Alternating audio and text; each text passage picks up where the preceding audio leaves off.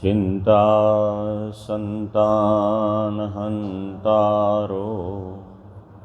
यत्पादाम्बुजरेणवः स्वीयानां तान् निजाचार्यान् प्रणमामि मुहुर्मुहुः।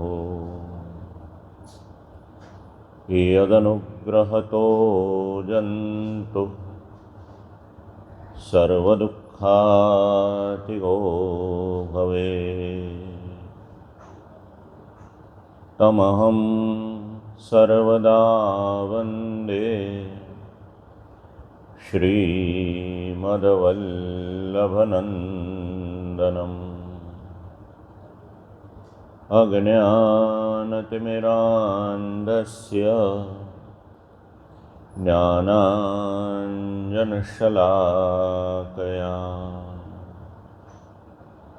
चक्षुरुन्मीलितं येन तस्मै श्रीगुरवे नमः। नमामि हृदये शेषे लीलाक्षराब्धिशायिनम् लक्ष्मीसहस्रलीलाभिः सेव्यमानं कलानिधिम्। चतुर्भिश्च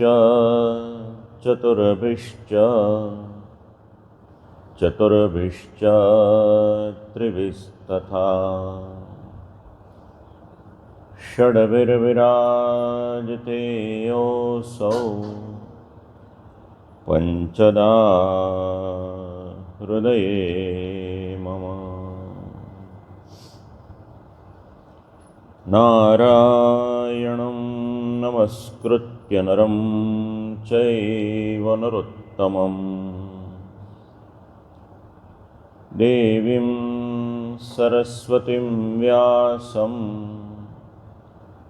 ततो जयमुदीरये। असद्विषयमङ्घ्रिं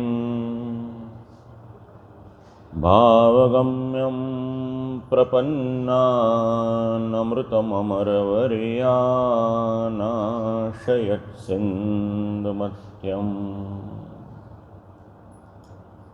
कपटयुवतिवेषो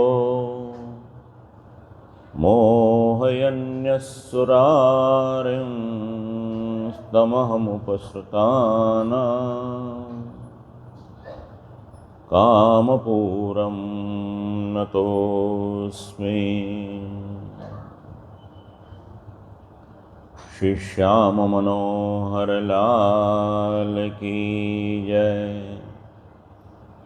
श्री गोवर्धन नाथ की जय। श्री बालकृष्ण लाल की जय। श्री वल्लभाधीश की जय। श्याम सुंदर श्यामुने महारानी की जय। श्री गोसाई जी परम दयाल की जय। पूज्यपाद गोस्वामी 108 श्री मुकुटराय जी महाराज श्री के अध्यक्षता में आयोजित श्री कृष्ण जीवन जी महाराज प्राकट्य द्विशताब्दी महोत्सव अंतर्गत आयोजित श्रीमद् भागवत सप्ताह ज्ञान यज्ञ आज चतुर्थ दिन प्रातःकाल का सत्र विराजमान श्री श्याम मनोहर प्रभु एवं श्री वल्लभ कुल के श्री चरणों में सदैन्य दंडवत प्रणाम करके करें। कई सारे विषय श्रीमद् भागवत के जो हमने श्रवण किए जो मनुष्य जीवन से किस प्रकार जुड़े हुए हैं। यही क्रम को आगे लेते हुए आज की कथा का आरंभ करें। मिश्र वासना प्रकरण, सप्तम स्कंद, अध्याय 11 से लेकर 15। तृतीय प्रकरण का आरंभ होता है।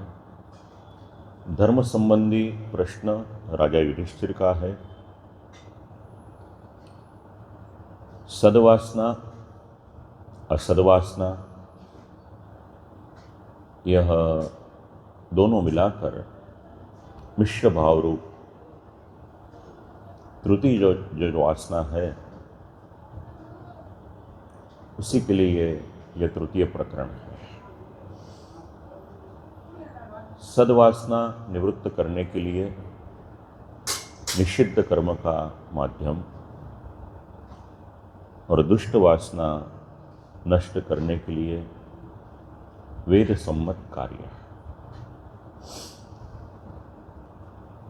कोई व्यक्ति यदि सत्कर्म करे किंतु मन का भाव क्लिष्ट हो, दुष्ट हो, तो दोनों प्रकार से उससे फल की प्राप्ति हो सकती है। दुष्ट वासना उसके नाश के लिए वर्णाश्रम धर्म का निरूपण इस प्रकरण में किया गया है। भक्ति मार्ग भगवान की प्राप्ति कराने वाला है। दुष्ट वासनाओं का नाश करने के लिए राजा युधिष्ठिर ने वर्णाश्रम धर्म संबंधी कुछ प्रश्न पूछे। यह तृतीय प्रकरण उसकी पूर्व पीठिका है। राजा युधिष्ठिर ने पूछा, भगवन् श्रोतुमिच्छामि नृणां धर्मं सनातनम वर्णाश्रमाचारयुतम यत्पुमान् विन्दते परम। दो शब्द है, वर्ण और आश्रम।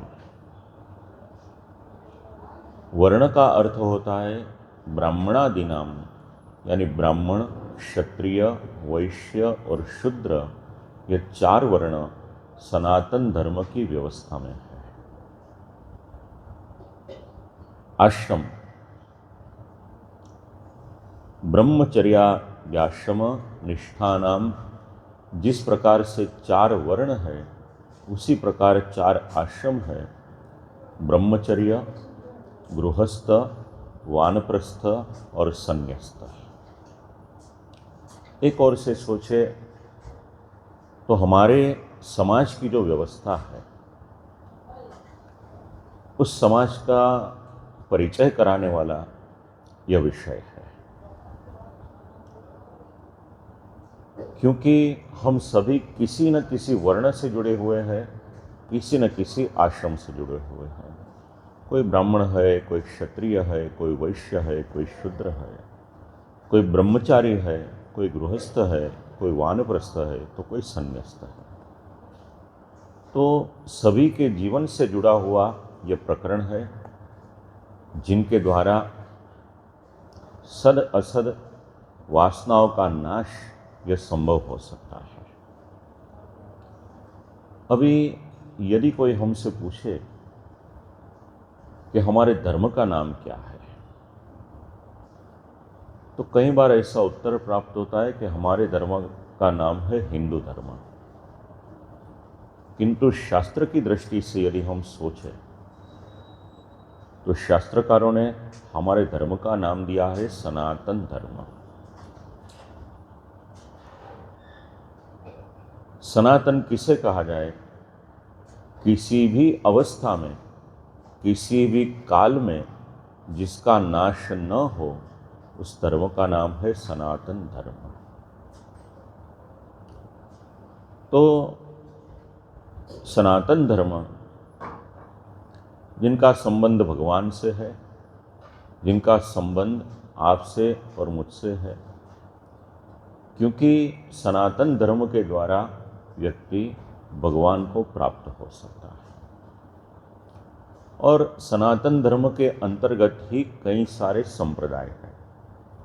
कोई माता जी का सेवक है, कोई महादेव जी का सेवक है, कोई गणेश जी की भक्ति करके प्रसन्न है, तो कोई भगवान श्री कृष्ण की भक्ति करता है।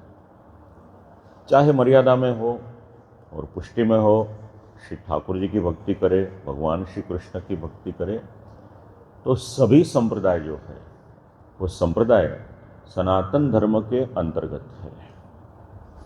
बस इसी सनातन धर्म का परिचय इस प्रकरण में हमें प्राप्त होता है। जिस प्रकार से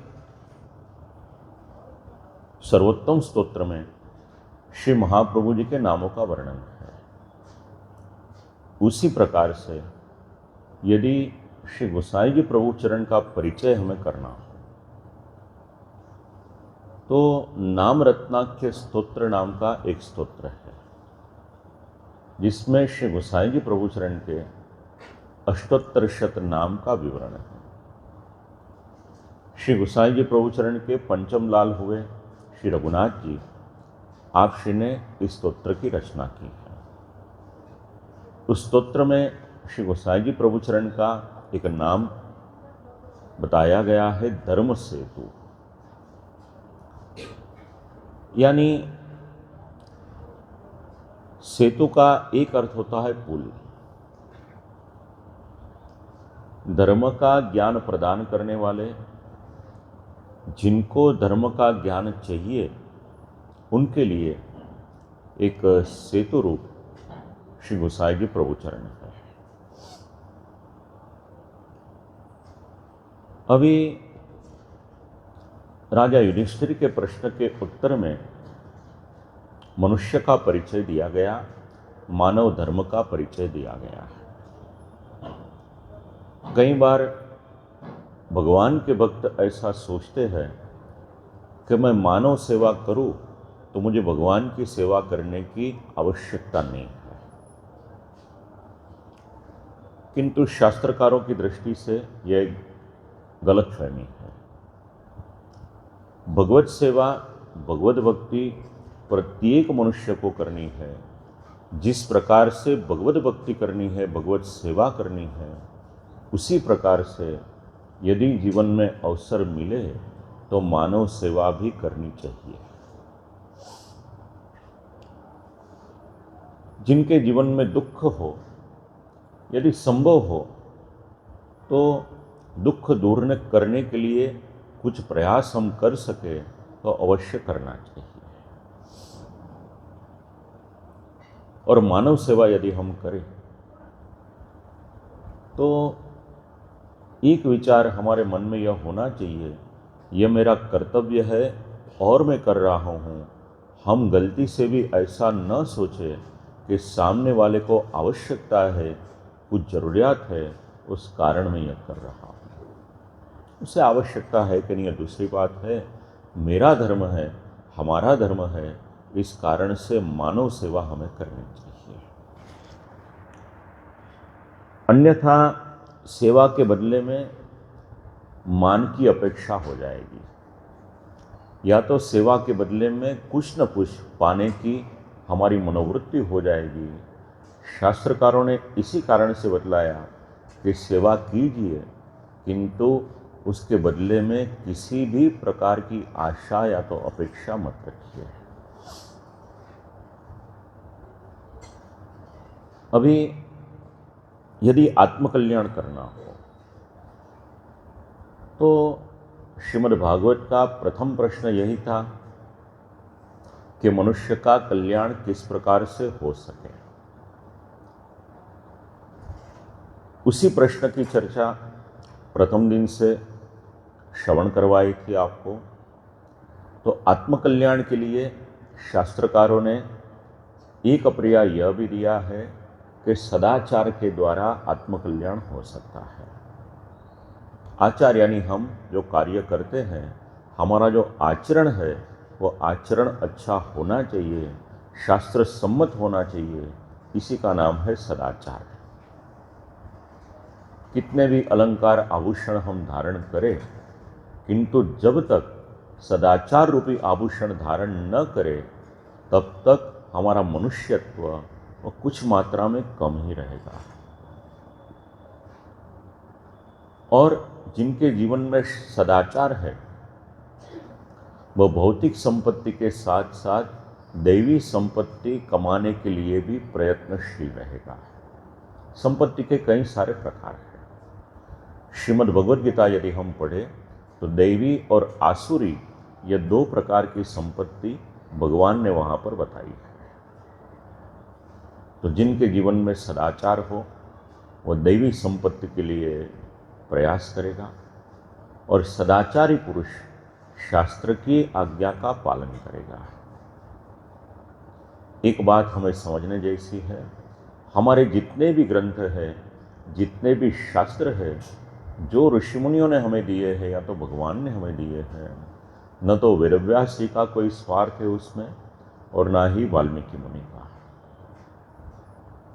केवल और केवल मनुष्य अपने जीवन का कल्याण कर सके, भगवत प्राप्ति करके मनुष्यत्व को सार्थक कर सके, ऐसे उत्तम ध्येय से हमारे शास्त्रकारों ने विश्व को यह सब शास्त्र दिए हैं।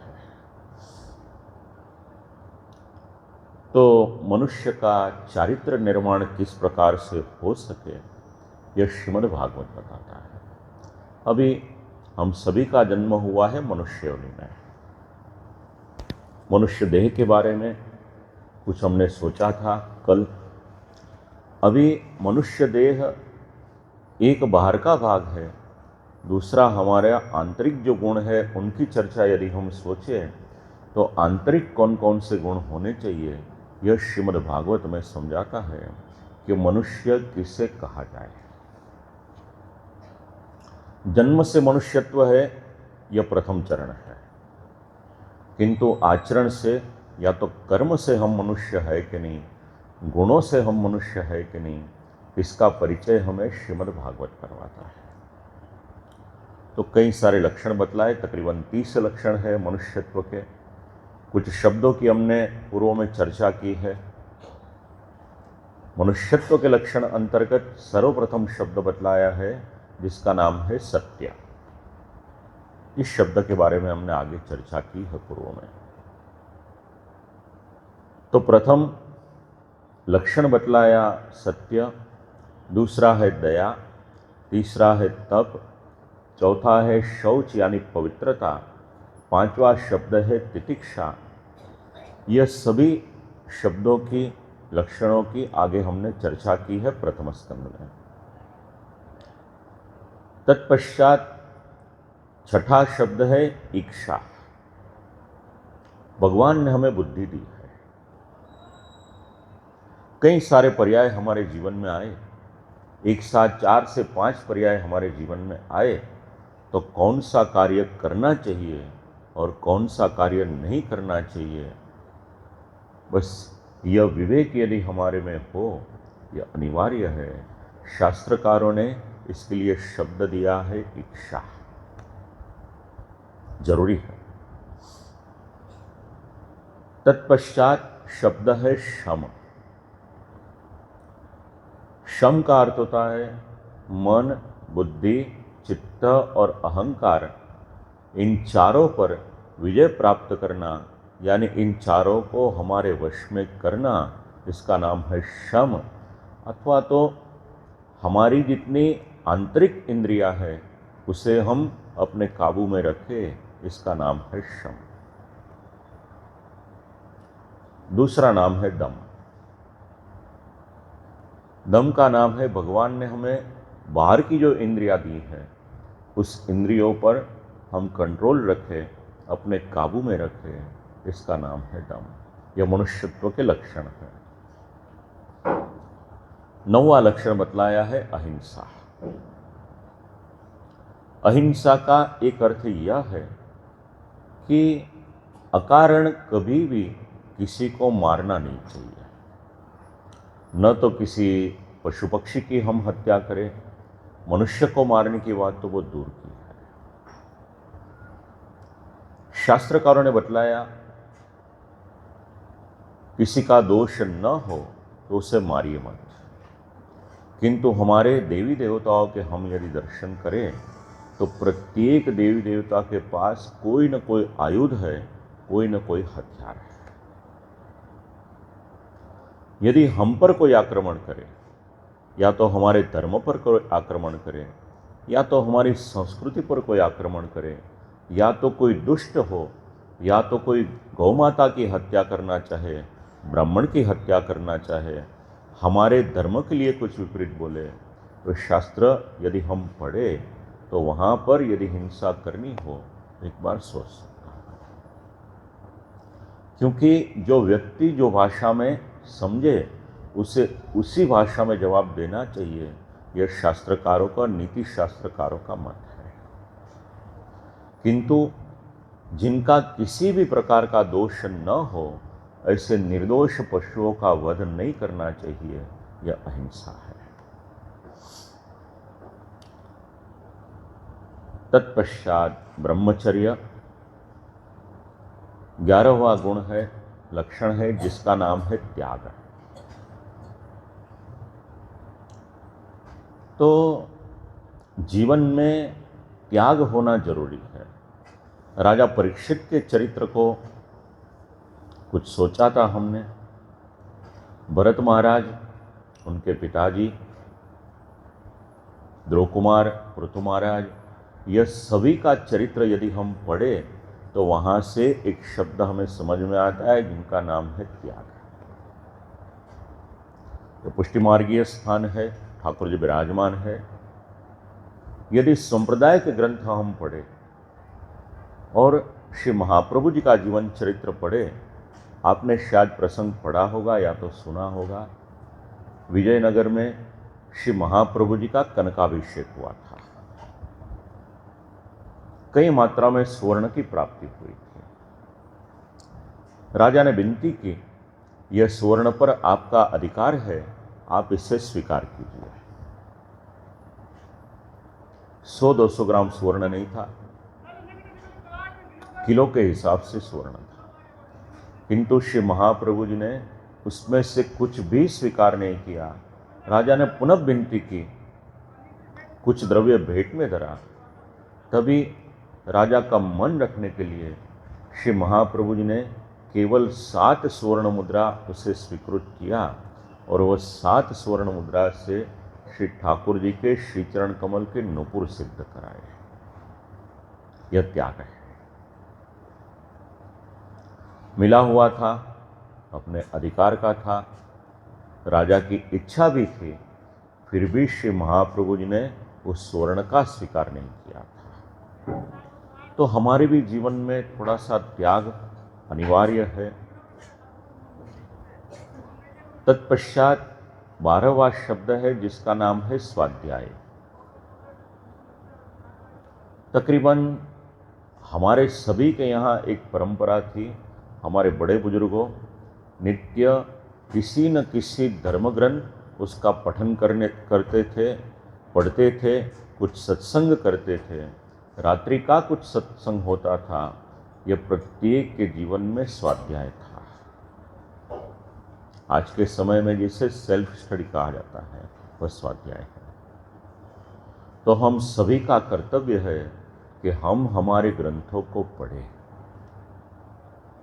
कई बार ऐसे अनुभव होते हैं कि श्रीमद् भागवत और श्रीमद् भगवद गीता का भेद भी कई सारे श्रोताओं को पता नहीं रहता है। भागवत और महाभारत, इनका भेद भी पता नहीं रहता है। तो हमारे कौन से ग्रंथ हैं? वेद नारायण से लेकर वेद, उपनिषद, ब्रह्मसूत्र, महाभारत, श्रीमद् भागवत, वाल्मीकि रामायण, हमारे 18 पुराण, यह सभी के बारे में यदि हम सभी ग्रंथ पढ़े नहीं, किंतु ग्रंथों के नाम और उनकी विषय वस्तु यह तो हमें पता होना चाहिए। पुष्टि मार्ग में भी कई सारे ग्रंथ हैं। षोडश ग्रंथ के बारे में ही सोचे तो 16 ग्रंथ वहाँ पर है। 4 श्लोक से लेकर तकरीबन 25 श्लोक तक इन ग्रंथों का क्रम है। तो स्वाध्याय आत्मकल्याण के लिए अनिवार्य है। ज्ञान प्राप्ति करने के लिए स्वाध्याय जरूरी है। तत्पश्चात 13वां शब्द है जिसका नाम है आर्जवम, यानी सरलता। प्रभु कृपा से जीवन में पद प्रतिष्ठा प्राप्त हो। शास्त्रकार हमें बताते हैं जीवन में चाहे कितनी भी हमारी उन्नति हो, प्रगति हो, किंतु जीवन में सरलता होनी जरूरी है। यदि पद प्रतिष्ठा प्राप्त हुए और जीवन में सरलता न रही तो शास्त्रकारों की दृष्टि से उस व्यक्ति में, उस इंसान में उतना मनुष्यत्व का जो अंश है, जो लक्षण है, वह कम है।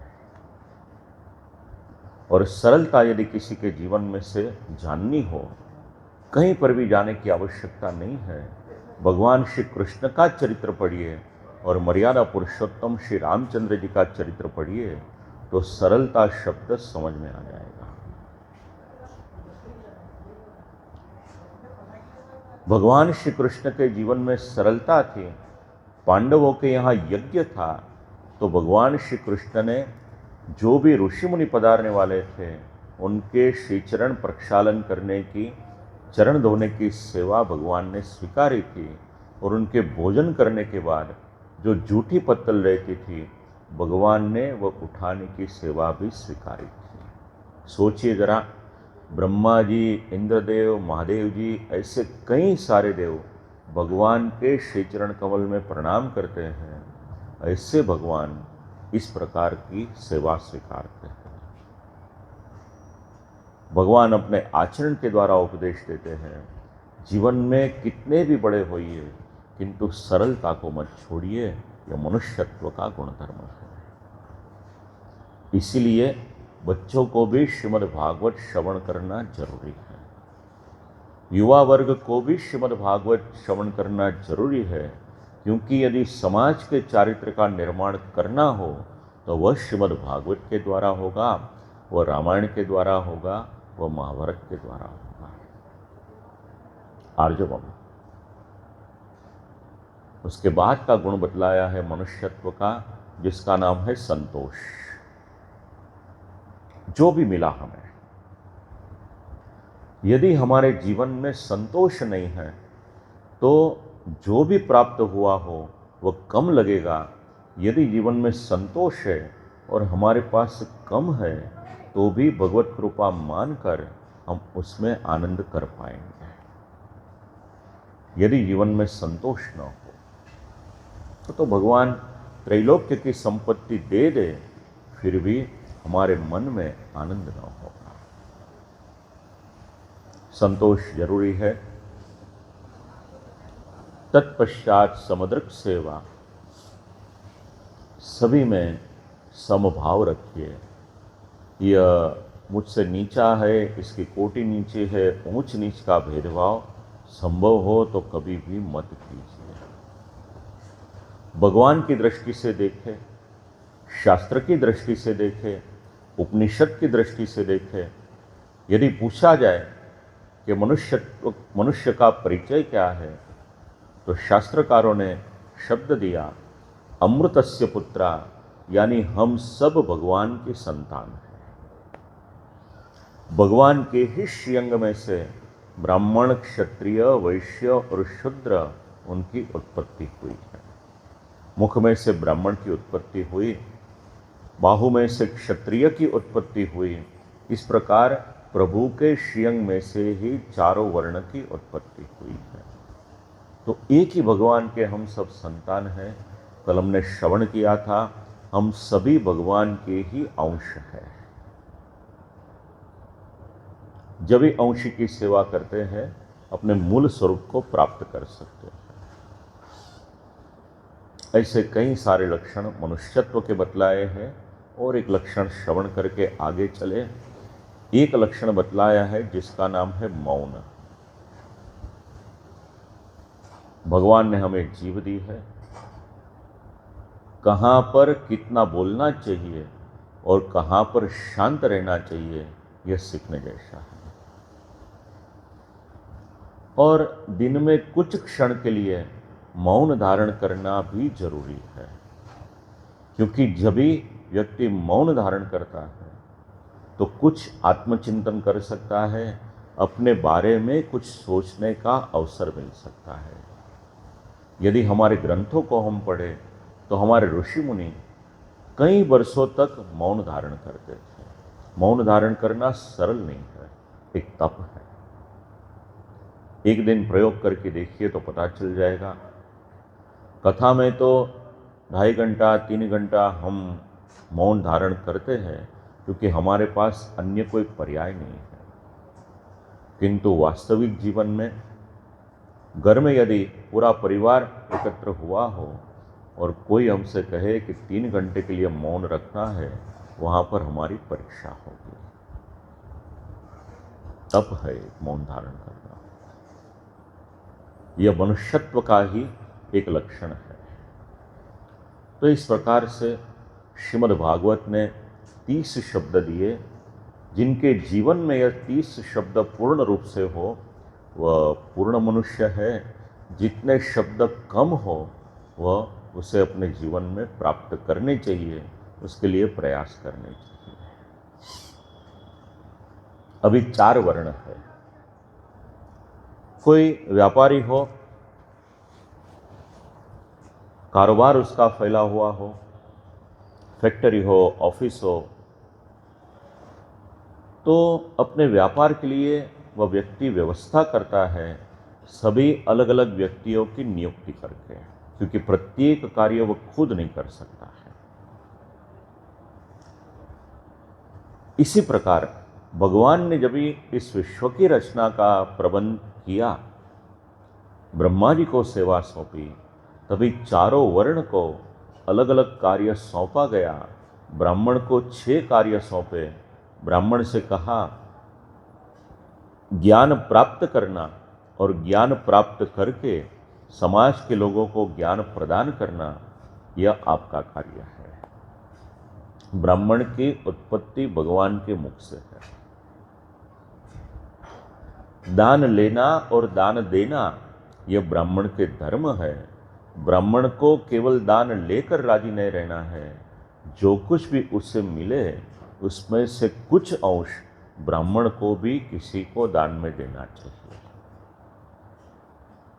दान लेना, दान देना, यज्ञ करना और यज्ञ करवाना। केवल मनोरथी परिवारों के यहाँ जाकर यज्ञ करे उतना पर्याप्त नहीं। ब्राह्मण को अपने जीवन में अपने आत्मकल्याण के लिए भी यज्ञ करना चाहिए, तभी वह ब्राह्मण के धर्म पूर्ण होते हैं। तो पढ़ना पढ़ाना, दान लेना दान देना, यज्ञ करना यज्ञ कराना, यह ब्राह्मण के धर्म है। अभी क्षत्रिय की उत्पत्ति भगवान के बाहु में से हुई। बाहु का कार्य है बल, लक्षण है।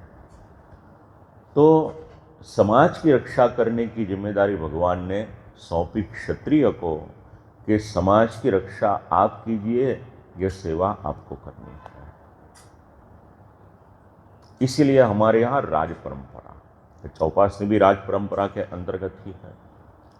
तो राज परंपरा का कारण क्या? क्योंकि जिस स्थान में राजा हो तो प्रजा को अपने नियंत्रण में रखने का कार्य राजा करते हैं। जिस राज्य में, जिस देश में राजा न हो, उसकी परिस्थिति क्या हो सकती है, इसका वर्णन भी श्रीमद् भागवत में किया है। आज विश्व के कई देशों में जो अनेक प्रकार की मुसीबत है, कई सारे गंभीर प्रश्न है, वहाँ की राज्य व्यवस्था और श्रीमद् भागवत के श्लोकों को यदि सोचा जाए तो पता चलेगा कि हजारों साल पहले श्री वेदव्यास जी ने सांप्रत समय में जो हो रहा है वो लिखा हुआ है। तत्पश्चात वैश्य बनिया, उसे भगवान ने सेवा सौंपी कृषि, वाणिज्य और गौरक्षा। जीवन व्यतीत करने के लिए धन की आवश्यकता है, इकोनॉमी यदि स्वस्थ हो, बराबर हो, तो व्यवहार बराबर चल सकता है। तो व्यापार, गौरक्षा और खेती करनी, ये 3 कार्य, ये 3 सेवा भगवान ने वैश्य को सौंपी कि 3 कार्य आप कीजिएगा। और शूद्र, भगवान ने कहा तीनों वर्ण की सेवा कीजिए, इसी से आपका धर्म सिद्ध हो जाएगा। भगवान ने वहाँ पर ऊंच नीच का भेदभाव नहीं किया, सभी को कार्य सौंप दिया। सब मिलजुल कर रहिए समाज में, यही समाज की शोभा है। तो जिस प्रकार से ब्राह्मण, क्षत्रिय, वैश्य, शूद्र उनके धर्म का निरूपण किया, उसी प्रकार से स्त्रियों के धर्म का निरूपण भी किया गया। स्त्रीणाम च पतिदेवानाम तत्शुश्रूषानुकूलता। स्त्रियों के धर्म में एक धर्म बतलाया है, पति की सेवा। और परिवार में मिलजुल कर रहना, तद्बंधुष्व निवृत्तिश्च। क्योंकि स्त्री शब्द की व्याख्या शास्त्रकारों ने इस प्रकार से बतलाई कि जो संपूर्ण परिवार को एक सूत्र में बांध के रखे, यह स्त्री का लक्षण है। तो परिवार में स्नेह होना, परिवार में संप होना, सभी से मिलजुल कर रहना, मन मिलाव रखना, यह स्त्री का लक्षण है। कई सारे धर्म बतलाए हैं। घर की देखभाल किस प्रकार से करनी चाहिए, खुद को किस प्रकार से रखना चाहिए, इससे स्त्रियों के धर्म के अंतर्गत राजा युधिष्ठिर के प्रश्न के अंतर्गत श्री नारद जी ने निरूपण किया। तत्पश्चात ब्रह्मचारी, वानप्रस्थ, गृहस्थ एवं सन्न्यस्त 4 आश्रम के कौन से धर्म होने चाहिए, यह बात बतलाई है। शास्त्रकारों ने कहा सदाचार होना चाहिए, तो 12वें अध्याय में ब्रह्मचारी एवं वन में निवास करने वाले जो वानप्रस्थ है, उनके धर्म का निरूपण किया गया। विद्यार्थी जब अध्ययन करने के लिए जाए, हमारे यहाँ पहले व्यवस्था थी गुरुकुल की। प्रत्येक गांव में, नगर में गुरुकुल रहते थे। समाज के सभी बालक एक साथ गुरुकुल में अभ्यास करते थे। वहाँ भी किसी भी प्रकार का ऊंच नीच का भेदभाव नहीं था। यदि इसका प्रमाण चाहिए तो भगवान श्री कृष्ण जो गुरुकुल में निवास करने के लिए पधारे थे, सुदामा जी के पास तो संपत्ति नहीं थी, भगवान के पास संपत्ति थी, फिर भी एक गुरु के पास दोनों शिष्य होकर पढ़ते थे। तो किसी के पास धन हो, वो ज़्यादा अच्छी स्कूल में जाए, और किसी के पास धन न हो, वो सरकारी स्कूल में जाए। भागवत काल में यह व्यवस्था नहीं थी। ज्ञान प्राप्ति का अधिकार सभी को था, सभी बच्चे स्कूल में जाकर पढ़ सकते थे, और उस समय की जो व्यवस्था थी वह गुरुकुल की व्यवस्था थी। कई सारा पढ़ने में आता है इसके बारे में। जब भी ब्रिटिश शासन था हमारे यहाँ, तो पूरी जो गुरुकुल की व्यवस्था थी, उस व्यवस्था को खंडन किया गया, नष्ट किया गया। कई सारे इसके प्रमाण प्रकाशित होते रहते हैं। जो भी हो, किंतु एक समय हमारे देश की व्यवस्था यह थी कि विदेश से भी विद्यार्थी हमारे यहाँ पढ़ने के लिए आते थे। तक्षशिला, नालंदा जैसी विद्यापीठ विश्व में प्रसिद्ध थी हमारे यहाँ की। आज यदि सोचे इसी बात को, तो भारत से कई सारे विद्यार्थी लाखों की संख्या में प्रतिवर्ष विदेश पढ़ने के लिए जाते हैं। यदि उसका मूल्य हम सोचे तो पता चलेगा। तो ब्रह्मचारी को गुरुकुल में किस प्रकार से रहना चाहिए, कौन से नियमों का पालन करना चाहिए, यह ब्रह्मचर्य उसके अंतर्गत, उनके धर्म के अंतर्गत बताया गया है। गुरुकुल में केवल ग्रंथों का ज्ञान मिलता था ऐसा नहीं, गुरुकुल में आज की भाषा में जिसे हम प्रैक्टिकल नॉलेज कहते हैं, हमारे जीवन का व्यवहार किस प्रकार से चल सके उसका ज्ञान भी गुरुकुल में मिलता था। केवल डिग्री प्राप्त होती थी उतना नहीं। जो बच्चा पढ़ने के लिए जाए, जो विद्यार्थी पढ़ने के लिए जाए, एक अच्छा नागरिक बनकर, एक अच्छा मनुष्य बनकर किस प्रकार से तैयार हो, यह हमारे ऋषि मुनियों की व्यवस्था थी। आज जो पढ़ने में आता है, स्कूल में जो बच्चे जाते हैं, उनका जीवन कई सारे अखबार के कई सारे किस्से छपते रहते हैं। तो जाते तो पढ़ने के लिए है, किंतु मन में जो दूषित भाव आ जाता है, इसका इलाज आज नहीं है। वहाँ पर शास्त्र उपयोगी है। पेरेंटिंग, एजुकेशन, इसके बारे में तो हमारे शास्त्र ने बहुत सोचा हुआ है।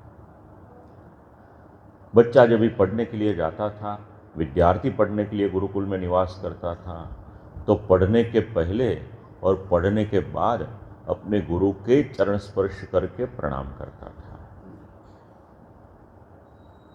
हमारे यहाँ एक दिन के लिए टीचर्स डे की प्रथा नहीं है। 12 महीना जब तक वह गुरुकुल में निवास करे, तब तक अपने गुरु को पूर्ण सम्मान देता था। हमारे यहाँ जो देव बतलाए गए हैं, मातृदेवो भव, पितृदेवो भव, उसके बाद शब्द दिया हुआ है आचार्य देवो भव, क्योंकि आचार्य वह भी गुरु स्थान में ही विराजमान है। जिनके पास से ज्ञान प्राप्त हो सके वह गुरु है। तत्पश्चात वानप्रस्थ के धर्म, उसके बाद गृहस्थ के धर्म। गृहेष्वस्थितो राजन क्रिया कुर्वन् यथोचिताः वासुदेवार्पणम साक्षादुपासीत महामुनि। गृहस्थाश्रम में हम सभी निवास करते हैं, तो जो भी कार्य हम करें, हमारे कार्य के केंद्र बिंदु यदि कोई होने चाहिए तो हमारे भगवान होने चाहिए। यह श्रीमद् भागवत का मत है। जो भी कार्य हम करें, कार्य में हमारे भगवान को आगे रखकर या तो प्रभु को मध्य में रखकर उस कार्य को करना चाहिए, क्योंकि गृहस्थाश्रम बाकी तीनों आश्रमों का आधार स्तंभ है। अभी आज चौथा दिन है कथा का। जो कार्य हम कर रहे हैं, भगवान की कथा श्रवण करना, यह भी गृहस्थ धर्म के अंतर्गत है। भागवत में शब्द लिखे हुए हैं, शृण्वन् भगवतो विष्णम अवतार कथामृतम, यानी भगवान की कथा श्रवण करनी चाहिए गृहस्थ को।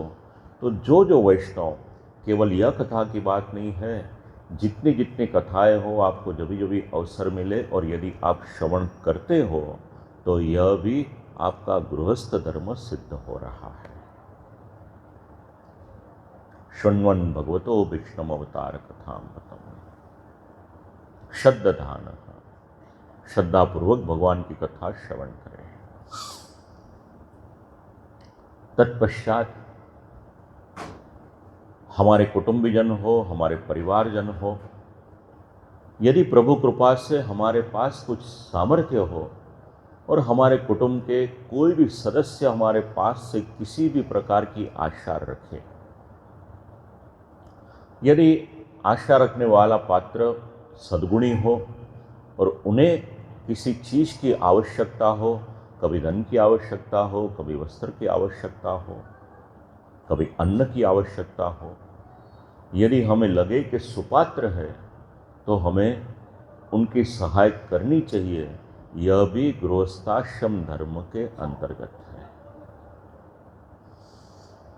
ज्ञातय पितरौ पुत्राः, सभी के साथ मिलजुल कर हम रहें। और यदि ज़्यादा धन हो, ज़्यादा अन्न हो, शास्त्रकारों ने ऐसा बतलाया है, भागवत ने बतलाया है कि जितनी आवश्यकता हो उतना रखिए, आवश्यकता से ज़्यादा यदि हमारे पास हो तो जिन्हें ज़रूरियात है उनकी सहाय कीजिए। यह भी गृहस्थाश्रम धर्म के अंतर्गत है। और इसी बात का परिचय हम सभी को हुआ कोरोना काल में। सरकार ने तो अपनी ओर से जो मन पड़ता था वह किया, किंतु कई सारी संस्थाएं और कई सारे सद्गृहस्थों ने भी अपने पास जो कुछ था, जो कर सकते थे, समाज के लोगों की सहाय करने के लिए अपनी तिजोरी उन्होंने खोल दी थी।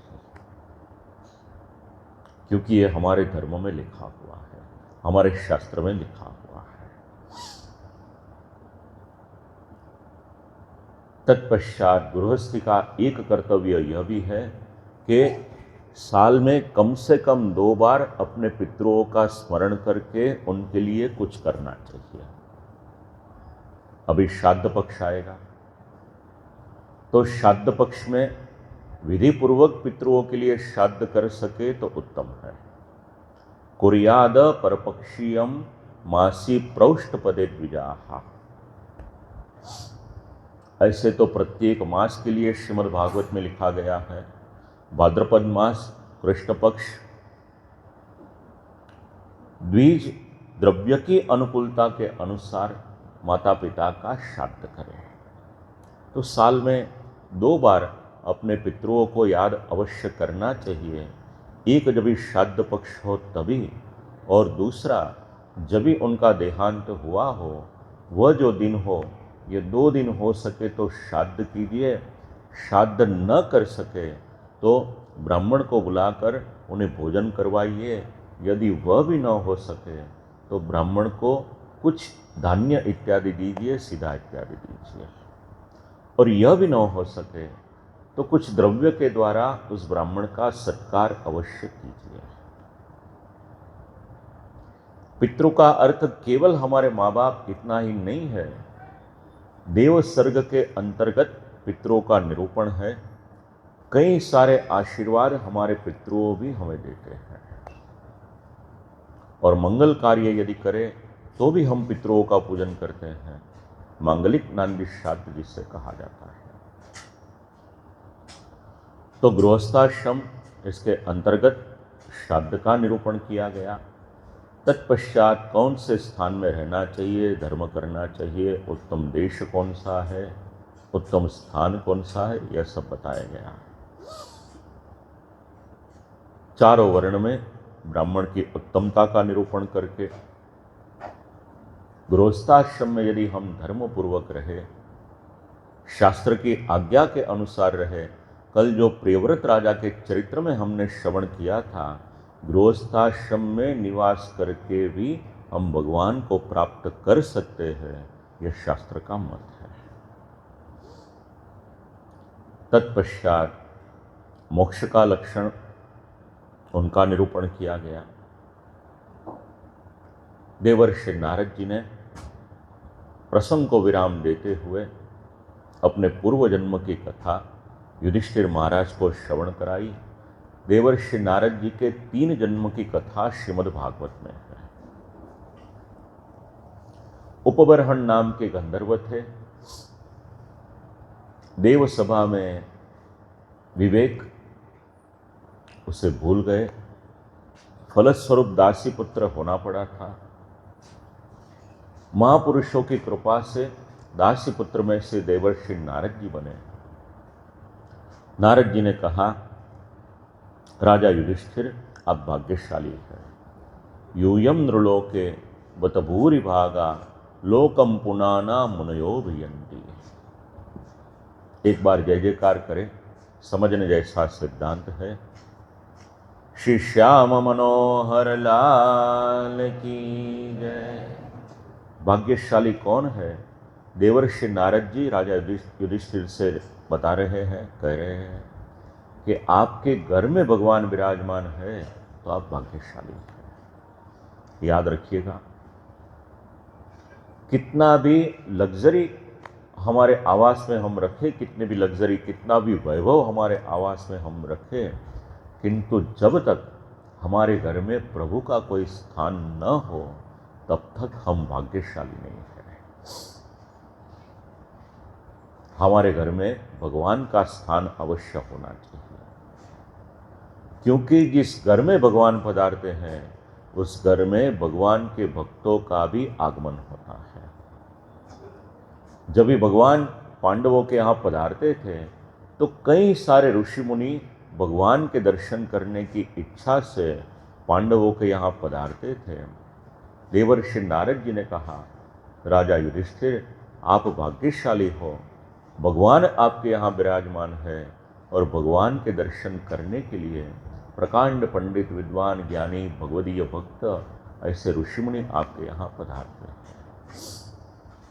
हमारे घर की शोभा हमारे भगवान से है, हमारे घर की शोभा हमारे यहाँ कोई भगवदीय आए उनके आगमन से है, हमारे घर की शोभा हमारे यहाँ कोई पंडित हो, विद्वान हो, आचार्य हो, बालक हो, पधारने से है। यह भागवत का मत है, देवर्षि नारद जी का मत है। इति देवर्षिणा प्रोक्तम निशम्य भरतर्षभाः। राजा युधिष्ठिर ने यह सब श्रवण किया। पूजयामास सुप्रीतः, देवर्षि नारद जी का पूजन किया। सोचा राजा युधिष्ठिर ने कि इतना ज्ञान इतनी समझ मुझे दी, मैं क्या कर सकूं, मुझे उनका पूजन करना चाहिए। कृष्णम च पूजिताः, भगवत पूजा भगवत सेवा उनमें भी मन हुआ। प्रेम विह्वलाः, रोम रोम से आनंद की अनुभूति होने लगी, प्रेम की अनुभूति होने लगी। प्रयो मुनि ही, देवर्षि नारद जी का भी पूजन किया। देवर्षि नारद जी वहां से पधारे। पार्थः परम विस्मिताः, भगवान श्री कृष्ण का स्वरूप जानकर राजा युधिष्ठिर को अत्यंत विस्मय हुआ। इस प्रकार से मिश्र वासना प्रकरण एवं सप्तम स्कंद उनका यहाँ पर विराम आया। हमारे जीवन में भी कई सारे प्रकार की वासनाएं हैं। यदि वासना को दूर करनी हो, श्री महाप्रभु जी आज्ञा करते हैं कि जो ब्राह्मण वेद का अभ्यास करे अर्थपूर्वक, उसके जीवन में से वासनाओं का नाश होना चाहिए। जब भी हमारे जीवन में से ममता का नाश हो, तभी समझिए कि इस वासना का नाश हुआ है। यदि हम हमारे जीवन में कुछ तप कर सके, तप सिद्ध हो, तो समझिएगा कि वासनाओं का नाश हो रहा है। इस प्रकार मनुष्य के जीवन से जुड़ी हुई यह सब बातें इस प्रकरण में समझाई गई। प्रभु के नाम का जय जयकार करें और अष्टम स्कंद उसे श्रवण करने का आरंभ करें। श्री श्याम मनोहर लाल की जय। अष्टम स्कंद का नाम है मनवंतर लीला। सत्पुरुषों के धर्म का वर्णन। आठवां स्कंद मनवंतर लीला। मनवंतराणि सद्धर्मः सताम धर्मा प्रकीर्तिताः। मनवंतर लीला अंतर्गत सत्पुरुषों के जो धर्म है, उन धर्मों का निरूपण इस स्कंद में किया गया है। कर्मजा प्राकृता एव पूर्वम नाश कथा तथाः नष्टाश्चित प्राकृता सर्वास्ततो भक्ति प्रवर्तते। वासनाओं का नाश हुआ, अभी सत्पुरुषों के धर्म को श्रवण करना है। मनवंतराणि सद्धर्मः यह बतलाया गया। संप्रदाय में भक्तिवर्धिनी ग्रंथ, उसका संबंध इस प्रकरण में इस स्कंद के साथ माना गया है। श्रवण करें। प्रथम जो प्रकरण है,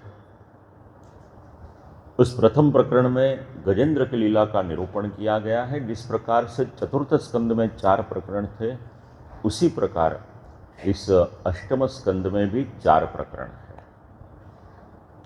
प्रथम प्रकरण जो अब हम श्रवण करेंगे, उसका नाम है हरि संस्मरण। कल 3 अध्याय में जिस प्रकार से नाम प्रकरण श्रवण किया था अजामिल चरित्र अंतर्गत, इसी प्रकार से भगवान का स्मरण करे जो, उन पर भगवान किस प्रकार से अनुग्रह करते हैं, यह 3 अध्याय की कथा है हरि संस्मरण, जिनमें गजेंद्र की कथा का निरूपण है। यह प्रथम प्रकरण है। दूसरा प्रकरण है दान प्रकरण। दान प्रकरण अंतर्गत प्रथम प्रकरण 4 अध्याय का है। दान प्रकरण 5वें अध्याय से लेकर 14वें अध्याय तक निरूपण किया गया है।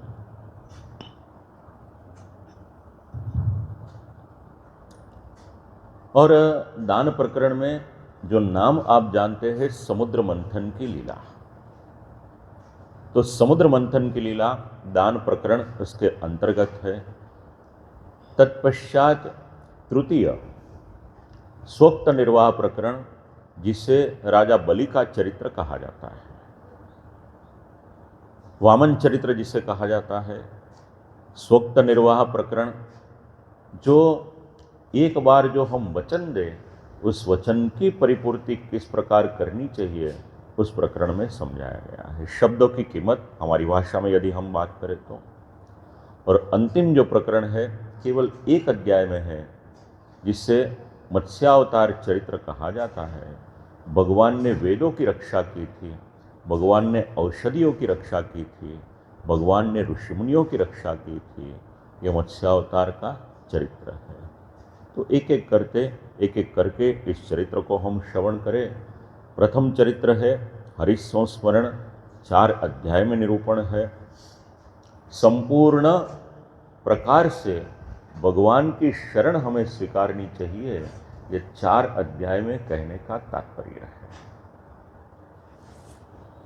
फिर से कहता हूं, एक बार प्रेम से जय जयकार कीजिए। हो सके तो इस वाक्य को याद रखिएगा। श्री गोवर्धन नाथ की जय। 4 अध्याय की कथा जो हम श्रवण करेंगे उसका सार इतना ही है कि प्रत्येक जीव को संपूर्ण प्रकार से भगवान की शरण स्वीकारनी चाहिए। यह 4 अध्याय का सार है।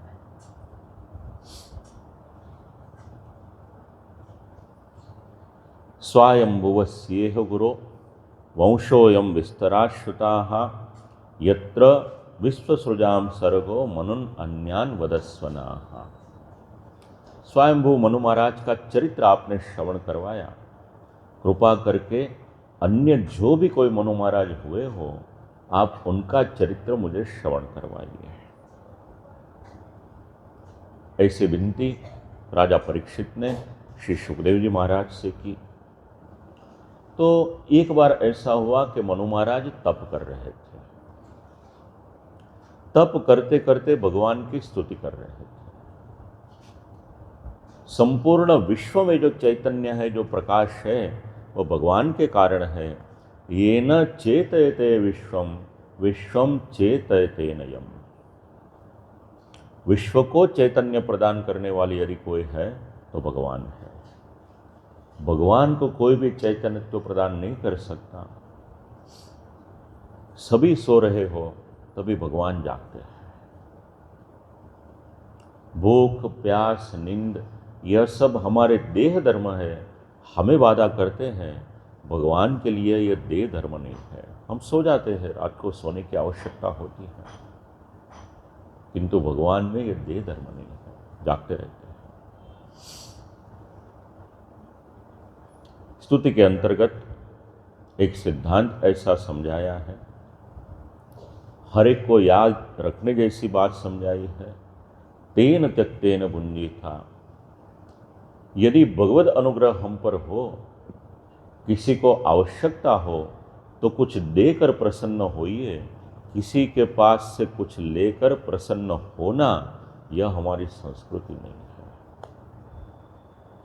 प्रभु हम सभी पर इतना अनुग्रह करे कि हमारा हाथ कुछ न कुछ देने के लिए आगे आए। तेन त्यक्तेन पुंजी था, यह उपनिषद का सिद्धांत है, यह श्रीमद् भागवत का सिद्धांत है। स्वारोचिष नाम के दूसरे मनु हुए, उत्तम नाम के तीसरे मनु हुए।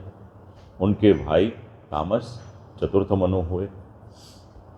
तो एक एक मनु महाराज उनका निरूपण करते करते गजेंद्र चरित्र के लिए राजा के मन में प्रश्न हुआ, बादरायण एतत्ते श्रोतुमिच्छामहे वयम हरिर्यथा गजपतिम ग्राह ग्रस्त ममोचत।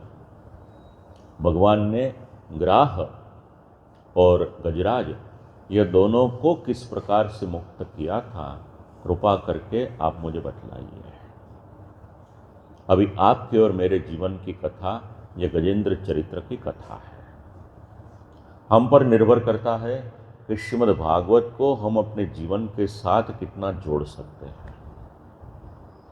प्रभु में अनुराग तो श्रीमद् भागवत करवाता है, प्रभु में प्रेम और भक्ति तो श्रीमद् भागवत करवाता है, किंतु श्रीमद् भागवत आपके और मेरे जीवन की कई सारी कथाओं उनका निरूपण भी करता है।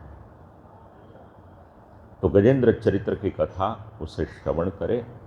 आसीद गिरिवरो राजं त्रिकूट इति विश्रुता। क्षीर सागर में 10,000 योजन ऊंचा एक पर्वत था, जिसका नाम था त्रिकूट।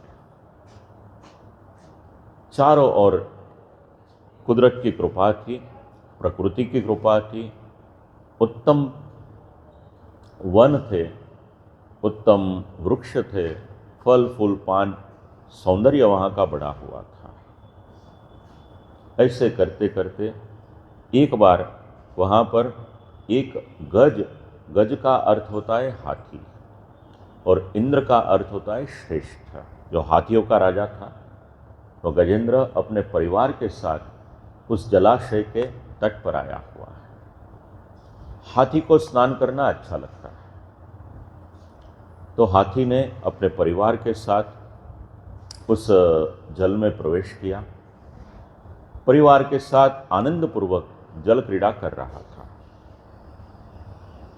थोड़ा समय व्यतीत हुआ, अचानक किसी ने आकर उस गजराज के पैर को पकड़ लिया। एक ग्राह था, समझने के लिए हम सोच सकते कि मगर था, किंतु उससे भी बड़ा था। मगर से जो बड़ा हो उसे ग्राह कहा जाता है। तो ग्राह ने आकर गजेंद्र के पैर को पकड़ा। गजेंद्र बलवान था, छूटने के लिए प्रयास करने लगा। खींचते खींचते ग्राह को बाहर लाने लगा, किंतु तट पर जब ही आए, पुनः ग्राह ने अपना बल बढ़ा दिया और गजेंद्र को खींचकर पुनः जल में ले गया। गजेंद्र की परिस्थिति कुछ दयनीय होने लगी। परिवार के सदस्यों ने सोचा कि चलिए हम कुछ सहाय करते हैं यह पीड़ा से मुक्त करने के लिए। तो परिवार के सदस्यों ने भी उस ग्राह की पकड़ से छुड़ाने के लिए काफ़ी प्रयास किया, किंतु कोई भी छुड़ा ना पाया। ऐसे करते करते दीर्घ काल व्यतीत हो गया। नियद्यतोरे वमिवेंद्र नक्रयो विकर्षतोरंतरतो बहिर्मिथा। भागवत में ऐसा लिखा हुआ है, हम शायद माने नहीं। समा सहस्रम यगमन महीपते, यानी हजारों साल का समय व्यतीत हो गया। यदि हजारों साल हम न माने तो इतना अवश्य मान सकते कि दीर्घ काल व्यतीत हुआ। अभी कोई छुड़ा ना पाया। तो समय जाते जाते गजेंद्र में जो बल था वह बल क्षीण यानी कम होने लगा। युवावस्था में जितना बल हो, वृद्धावस्था में उतना बल नहीं रहता है। युवावस्था में इंद्रियों का जितना सामर्थ्य हो, वृद्धावस्था में वह भी कम हो जाता है। युवावस्था में मन का जितना बल हो, वृद्धावस्था में वह भी कम होने लगता है। बल के कई सारे प्रकार है अलग अलग। तो प्रत्येक प्रकार का बल वह क्षीण होने लगा। अभी सोचा कि मुझे बचाने के लिए सभी ने कुछ न कुछ प्रयत्न किया, किंतु कोई बचा न पाया।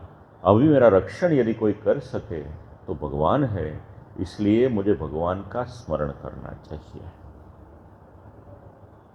ब्रह्म ज्ञान हुआ, पूर्व जन्म की स्मृति थी, ओम नमो भगवते तस्मै यत एतच्चिदात्मकं पुरुषायादि बीजाय परेशायाभि धीमहि। भगवान की स्तुति की। स्तुति करते करते भगवान के श्री चरण कमल, उनकी शरणागति शरण सिद्ध हुआ है। नमो गिराम विदुराय मनसश्चेतसामपि।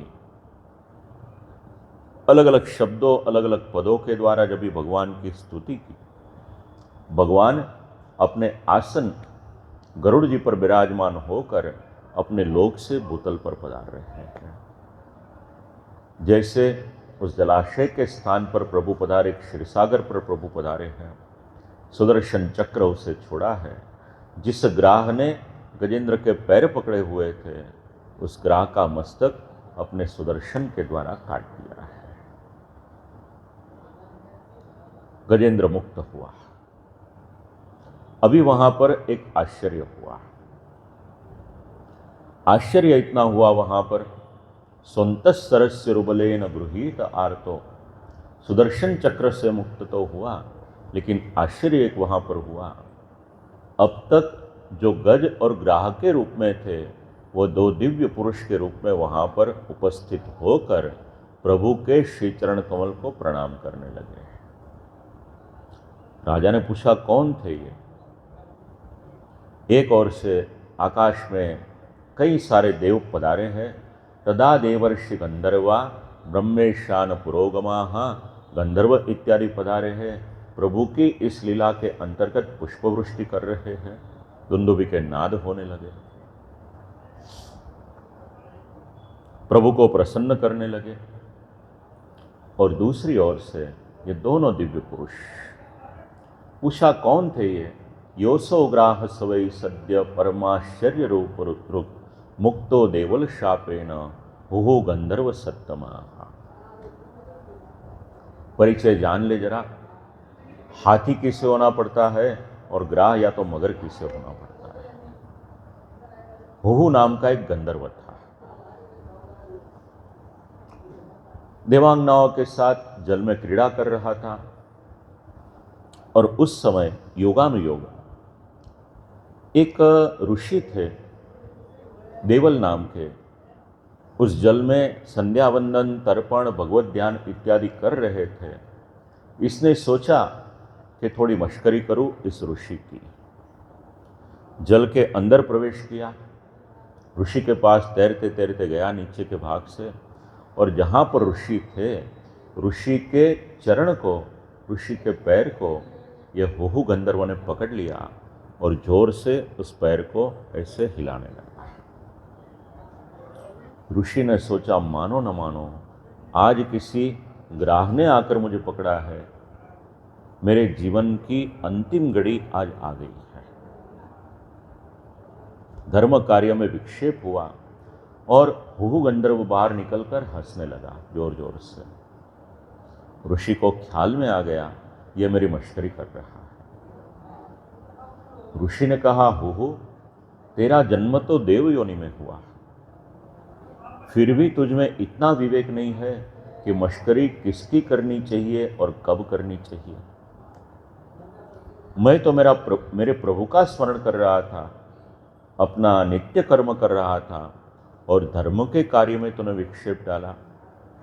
कोई समान वय हो और मश्करी करे वो बात अलग है, किंतु ये तूने अपराध किया। आज तूने अपराध किया है, कल तेरा यह चरित्र जानकर और कोई अपराध करेगा, यह परंपरा चलेगी। इस कारण से तुझे दंड मिलना अनिवार्य है। जो कार्य तूने किया है, जो कुचेष्टा तूने की है, जल में आकर एक ग्राह के समान मुझे पकड़ा, जा, जो कार्य किया तूने उसी प्रकार तेरा जन्म हो जाए। एक ग्राह के रूप में तू परिवर्तित हो जा, मगर के रूप में परिवर्तित हो जा। यह देवल मुनि का शाप था। आज देवल मुनि के शाप में से यह हुहु नाम का जो गंधर्व था, उसे मुक्ति मिली। गलती से भी कभी भी किसी भी ऋषि मुनि, महात्मा, ब्राह्मण, आचार्य, विद्वान या तो धर्म कार्य करने वाले कोई भी भगवदीय बीज हो तो उनकी मश्करी कभी गलती से भी मत कीजिएगा। एक मानसिकता है हमारे यहाँ की, कई सारे मैसेजेस, चुटकुले हमारे देवों के लिए हम भेजते रहते हैं। सोचिएगा जरा इस बात को श्रीमद् भागवत के इस प्रसंग से। कोई भी हमारे धर्म की किसी भी प्रकार की मश्करी करे उसे सहन मत कीजिएगा। दो हाथ जोड़ के उन्हें बोल दीजिएगा, भाई ऐसा संदेश आप हमें मत भेजिए।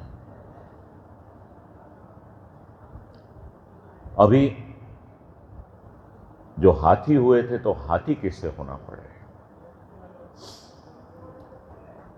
तो गजेंद्रो भगवत स्पर्शात विमुक्तो ज्ञान बंधनात् प्राप्तो भगवतो रूपम पीतवासाश्चतुर्भुजाः सवै पूर्वमुद्राजा पांड्यो द्रविड़ सत्तमाः इंद्रद्युम्न इति ख्यातो विष्णु व्रतपरायणाः। एक राजा थे जिनका नाम था इंद्रद्युम्न। भगवान के बड़े भक्त थे। विष्णु व्रतपरायणाः, भगवान की भक्ति में उनका मन लगा हुआ था। अपना राज्य छोड़कर तप करने के लिए वन में चले गए। योगानुयोग वहां पर अगस्त्य नाम के मुनि अपने सेवकों, अपने शिष्यों के साथ वहां पर आए। मुनि ने सोचा, राजा का धर्म है प्रजा का पालन करना। भगवान ने यह सेवा सौंपी है। प्रजा पालन के लिए राजा ने अन्य किसी की नियुक्ति तो की नहीं है, और अपना राज्य छोड़कर यह राजा यहाँ पर आकर तप कर रहा है। तप करने का कार्य ऋषि मुनि का है, ब्राह्मण का है। क्षत्रिय का कार्य तो समाज का रक्षण करना यह है। यह अपने धर्म से च्युत हुआ है। इस कारण से उस समय अगस्त्य नाम के मुनि, उन्होंने जो इंद्रद्युम्न नाम के राजा थे उनको शाप दिया कि आप हाथी बन जाइए। आज भगवान की कृपा से दोनों मुक्त हुए थे। एक शिक्षा हमें यहाँ पर एक मिलती है कि भगवान ने जो भी कार्य हमें सौंपा हो, कर्तव्य पालन करना यह प्रत्येक मनुष्य का कर्तव्य है। जो कार्य प्रभु ने सौंपा हो वह अवश्य कीजिए। ऋषि को क्रोध हुआ था। दूसरा एक कारण यह भी बताया कि पधारे हुए ऋषि का स्वागत सत्कार राजा ने नहीं किया था। यह भी शास्त्र की मर्यादा का उल्लंघन था। ऋषि ने सोचा, आज एक राजा इस प्रकार से करे तो कल पूरा समाज अपने राजा को अनुसरण करेगा। इस कारण भी राजा को दंड देना उचित है। तो ऐसे कई सारे कारण बतलाए गए हैं। प्रभु पधारे, दोनों का कल्याण किया। भगवान के ही कई सारे स्वरूप उनका वर्णन किया गया। अभी इस बात को जरा अपने जीवन से जोड़ दे कि गजेंद्र चरित्र आपके और मेरे जीवन से किस प्रकार से जुड़ा हुआ है। गजेंद्र अपने परिवार में आसक्त था, संसार में आसक्त था। हम सभी की परिस्थिति भी यही है। हम अपने परिवार से प्रेम करते हैं। पति पत्नी, पुत्र, भाई बहन, माता पिता, कुटुंबीजन, सभी से हम प्रेम करते हैं, और करना भी चाहिए। करना चाहिए, क्योंकि प्रेम है तो परिवार वो टिका हुआ है। यदि परिवार में प्रेम न हो, घर के 4 सदस्य हो और 4 अलग अलग दिशा में जाए तो उसका कुछ महत्व नहीं है। किंतु अत्यंत आसक्ति गजेंद्र की हो गई थी, और आसक्ति के कारण भगवान को भूल गया था। ऐसे करते करते तकरीबन जीवन का महत्तम भाग बीत चुका, और वृद्धावस्था जब आई तभी आकर एक ग्राह ने पकड़ा। हमारी परिस्थिति भी यही है। वृद्धावस्था आती है तो वृद्धावस्था आकर हमें पैर से पकड़ती है। युवावस्था में जो व्यक्ति नित्य के 5-7 किलोमीटर चल जाए, एक अवस्था आने पर ऐसा बोलता है कि अब मेरे पैर काम नहीं करते। बस ये ग्रह ने आकर हमें पकड़ा है। बाद में पैर का इलाज कराने के लिए हमारे परिवार के सदस्य प्रयत्न करते हैं, हम प्रयत्न करते हैं, किंतु किसी भी प्रयत्न में हमें सफलता प्राप्त नहीं होती। यह ग्रह ने आकर हमें पकड़ा हुआ है। तभी सोचता है कि सभी मेरे प्रयत्न तो मैंने कर लिए, अभी मुझे किसी की शरण स्वीकारनी चाहिए, तो केवल प्रभु की शरण स्वीकारनी चाहिए। और प्रभु की शरण जब भी वह स्वीकारता है तभी भगवान अपने धाम में से आकर उसे मुक्त करते हैं। यह आपके और मेरे जीवन की कथा गजेंद्र चरित्र के माध्यम के द्वारा श्रीमद् भागवत हमें समझा रहा है। भगवान का नाम है हरि।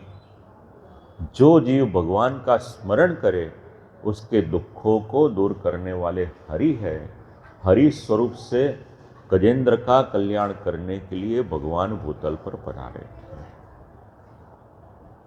श्री महाप्रभु जी ने इस चरित्र के अंतर्गत भगवान का नाम दिया गज विमोचका, यानी गजेंद्र को मुक्त करने वाले भगवान थे। अभी सोचिए जरा, हाथी की योनि में जिनका जन्म हुआ है, भगवान का स्मरण किया और भगवान उनका कल्याण करने के लिए आए, तो जो जीव नित्य श्री ठाकुर जी की सेवा करे, जप करे, पाठ करे, तप करे, जिनके यहाँ प्रभु विराजमान हो और आजीवन यदि प्रभु की सेवा करे, तो भगवान उसका कल्याण भी अवश्य करे। इसमें शंका करने की कोई आवश्यकता नहीं है। इस कारण यह आपके और मेरे जीवन की कथा है। तत्पश्चात आरंभ होता है समुद्र मंथन का चरित्र। तो 4 मिनट जरा प्रभु का नाम संकीर्तन कर ले, तत्पश्चात समुद्र मंथन की लीला उसे श्रवण करें। गोविंद जय जय गोपाल जय जय,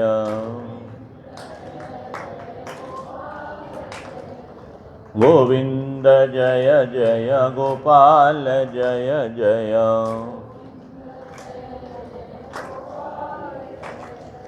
राधा रमण हरि गोविंद जय जय, गोविंद जय जय गोपाल जय जय, गोविंद जय जय गोपाल जय जय, राधा रमण हरि गोविंद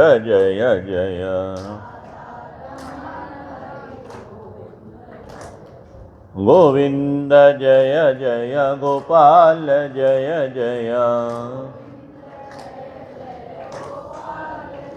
गोविंद जय जय गोपाल जय जय,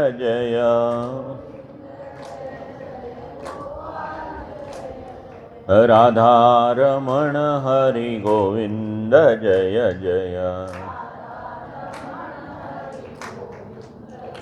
राधा रमण हरि गोविंद जय जय, गोविंद जय जय गोपाल जय जय, गोविंद जय जय गोपाल जय जय, राधा रमण हरि गोविंद जय जय,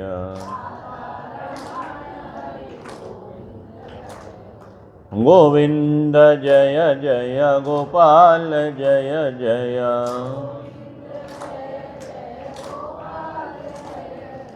गोविंद जय जय गोपाल जय जय,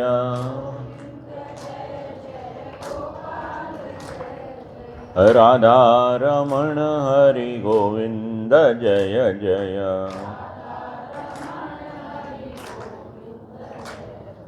गोविंद जय जय गोपाल जय जय,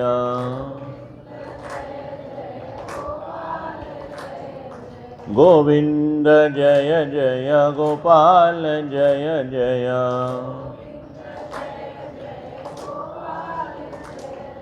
राधा रमण हरि गोविंद जय जय।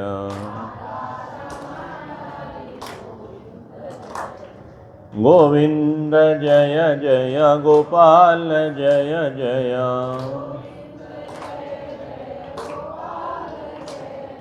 गोविंद जय जय गोपाल जय जय।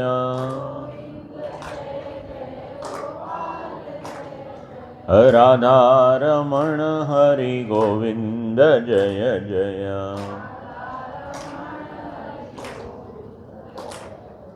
राधा रमण हरि गोविंद जय जय।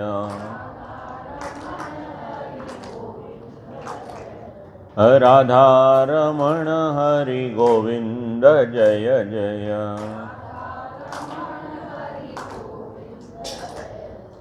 राधा रमण हरि गोविंद जय जय। श्री श्याम मनोहर लाल की जय। ततस्तु दशभिप्रोक्तम सर्वेभ्यो दानमीप्सितम्। गुणास्तु नवधा प्रोक्ता निर्गुणो दशमस्मृताः। दानं तु त्रिविधं प्रोक्तं हेतुरूप फले पृथक। 10 अध्याय में दान प्रकरण की कथा है। गुणों के 9 भेद है, सात्विक राजस तामस, और उसके अंतर्गत एवं 10वां है निर्गुण। इस प्रकार से 10 अध्याय में इन 10 गुणों का संबंध समझाया गया है। दान करना है प्रभु को। प्रभु ने सभी को इच्छित पदार्थ दान किए, किंतु समुद्र मंथन अंतर्गत उत्तम में उत्तम पदार्थ में से एक भगवती लक्ष्मी जी भी है। और लक्ष्मी जी वो प्रभु को समर्पित होते हैं, तो लक्ष्मी जी को छोड़कर बाकी जितने पदार्थ थे, तत्व थे, उन सभी का दान भगवान ने समुद्र मंथन की लीला अंतर्गत किया है। तो जो भी पदार्थ हो उसका सदुपयोग होना चाहिए, किसी के इस्तेमाल में आना चाहिए जो उसका उपयोग कर सके। दान के मूल में भगवान है। आगे चर्चा की है हमने, ज़्यादा विस्तार नहीं करूँगा दान के बारे में, किंतु दान के मूल में यदि कोई है तो भगवान है। देवता राजस है, असुर तामस है। समुद्र मंथन उनका कार्य किया, भगवान की लीला है। तो इस अध्याय में, 5वें अध्याय में रैवत और चाक्षुष मनवंतर की लीला, उनका निरूपण, और चाक्षुष मनवंतर 5वें और 6ठे मनवंतर की लीला। तो 6ठे मनवंतर अंतर्गत मनु महाराज जो विराजमान थे, मनवंतर लीला अंतर्गत जो समुद्र मंथन की लीला हुई थी, उसका निरूपण श्री सुखदेव जी महाराज राजा परीक्षित को श्रवण करवा रहे हैं। पंचमो रैवतो नाम मनुस्ताम ससोदराः बलिविंध्यादयस्तस्य सुताः अर्जुन पूर्वकाः। षष्ठश्च चक्षुषपुत्रश्चाक्षुषो नाम वै मनुः। तो 5वें और 6ठे मनवंतर की लीला, भगवान ने 5वें मनवंतर के लिए भगवती लक्ष्मी जी के लिए एक निवास स्थान का निर्माण किया, जिसे वैकुंठ इस नाम से जाना गया है। अभी प्रत्येक जीव की गति वैकुंठ लोक तक नहीं होती है। जो भगवत भक्त हो, नित्य प्रभु को प्रणाम करे, भगवत सेवा करे, भगवत पूजा करे, यानी भगवान के साथ जिनका जीवन जुड़ा हुआ हो, वह शायद वैकुंठ लोक में प्रवेश कर सकते हैं। हर एक का प्रवेश वैकुंठ लोक में नहीं, क्योंकि वैकुंठ भगवान ने लक्ष्मी जी के निवास स्थान के लिए ही बनाया है। और हम व्यापार करें, कारोबार करें, तो प्रत्येक ग्राहक को हम हमारे घर पे नहीं ले आते हैं, हमारी ऑफिस में आते हैं, हमें मिलकर चले जाते हैं। किसी से निजी हमारे संबंध हो वह हमारे घर तक आ सकते हैं। इसी प्रकार जो भगवान के सेवक हो उनका प्रवेश वैकुंठ लोक में हो सकता है।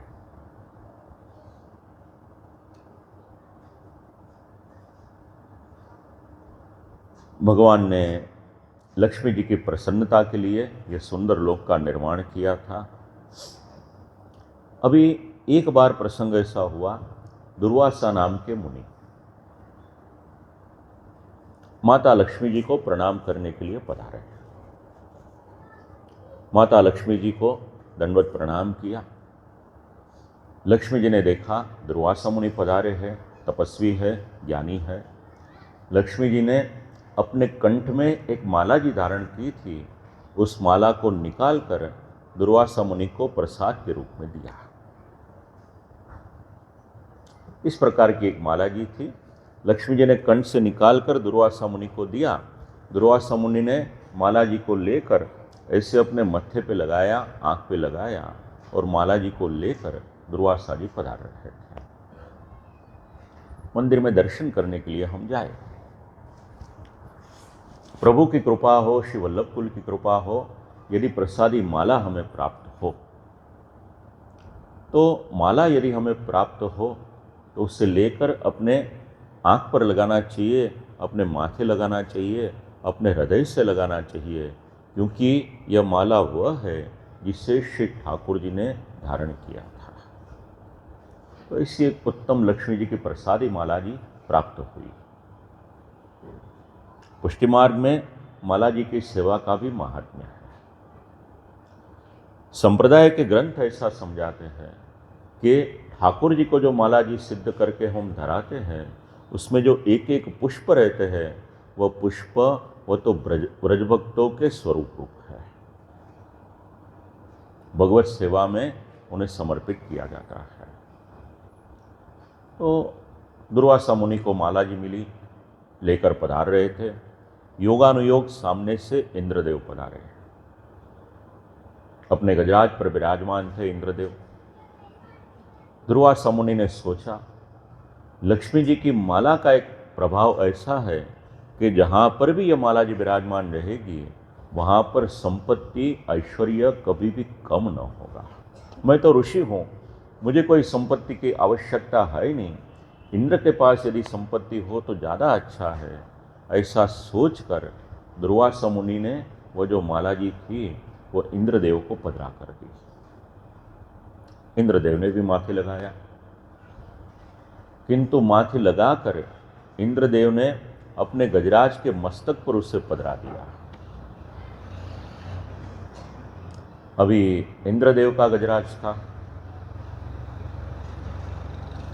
आगे चलते चलते अपनी सूंड में उस माला को उस हाथी ने लिया, गोल गोल घुमाया, जमीन पर पटक दिया और उसके ऊपर पैर रख के वो गजराज आगे बढ़ा। इंद्र को चाहिए था कि हाथी की भूल को सुधार दे, उस माला जी को ले ले, किंतु इंद्र ने यह विवेक नहीं दर्शाया। दुर्वासा मुनि सोचने लगे, यह अपमान मेरा अपमान नहीं है, यह अपमान तो लक्ष्मी जी का अपमान है। और जो व्यक्ति देव हो या तो मानव हो या तो दानव हो, लक्ष्मी का अपमान करे, लक्ष्मी जी उनके यहाँ ठहरती नहीं है। दुर्वासा मुनि ने सोचा कि अभी इंद्र का राजलक्ष्मी से भ्रष्ट होने का समय आ गया है। एक सिद्धांत याद रखिएगा, पुष्प के अंदर लक्ष्मी का निवास है। इस कारण कभी भी अपने पैर के नीचे पुष्प न आए, इस सिद्धांत को याद रखिएगा। लक्ष्मी का निवास है और लक्ष्मी का स्थान हमारे पैर के नीचे नहीं है। लक्ष्मी यदि हो तो हमारे मस्तक को झुकाकर उनका स्वागत करना चाहिए। तो राजलक्ष्मी से भ्रष्ट हुए इंद्रदेव सभी को लेकर ब्रह्मा जी के पास आए। ये मेरा अपराध हुआ, मैंने अपराध कर दिया है, अनजाने में किया है, जानबूझकर नहीं किया, किंतु अपराध तो अपराध ही है।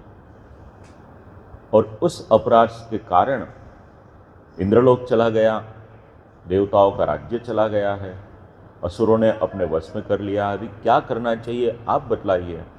ब्रह्मा जी ने कहा चलिए भगवान के पास चलते हैं। तो ब्रह्मा जी सभी को लेकर प्रभु के पास आए।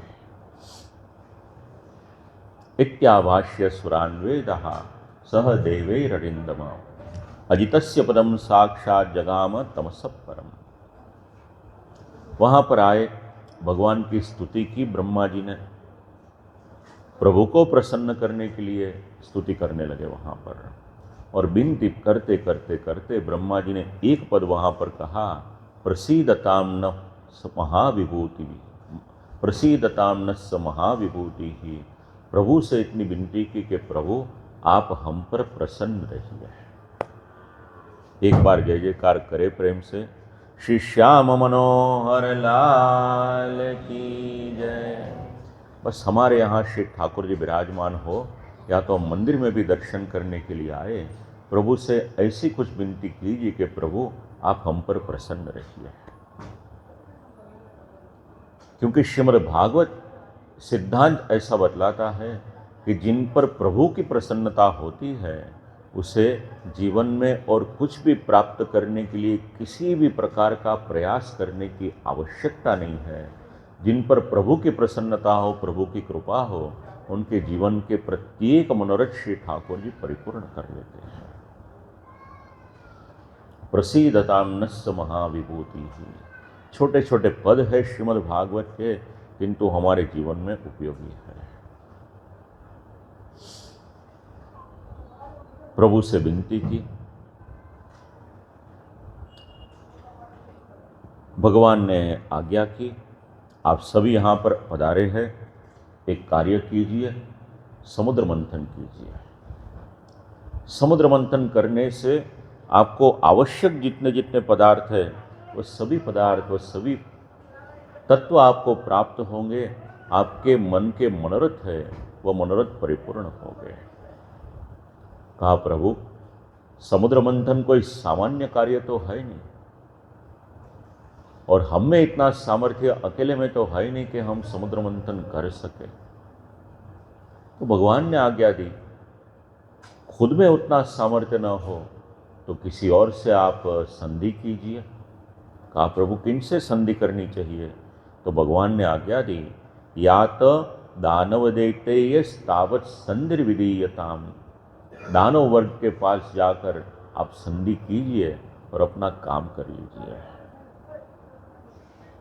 देवताओं ने विनती की, प्रभु आप तो जानते हैं दानवों ने हमारा राज्य ले लिया है, हमारे दुश्मन हैं, और आप हमारे दुश्मन के पास जाकर संधि करने के लिए आज्ञा दे रहे हैं, वो कैसे संभव है? और भगवान ने आज्ञा दी, जब तक समय सानुकूल न हो और दुश्मन को भी अपना मित्र बनाना पड़े तो बनाकर अपना काम कर लेना चाहिए। देखिए देवता, अभी यह समय आपको सानुकूल नहीं है, आपके पास और कोई पर्याय और कोई चॉइस है भी नहीं, इसलिए आपसे आज्ञा कर रहा हूँ।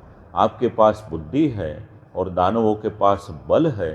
कोई भी कार्य करना हो तो कार्य में दो चीज़ की आवश्यकता रहती है, दो गुणों की आवश्यकता रहती है, एक बुद्धि और दूसरा बल।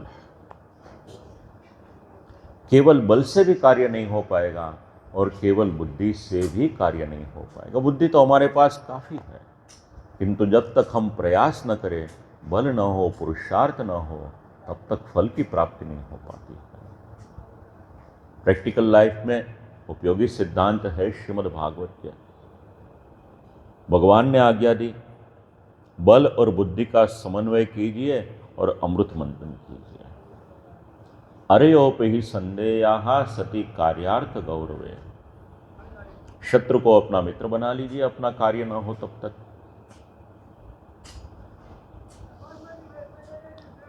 बोलते बोलते श्री ठाकुर जी ने आगे आज्ञा की कि अभी इसमें देर मत कीजिए, तुरंत ही इस कार्य का आरंभ कीजिए।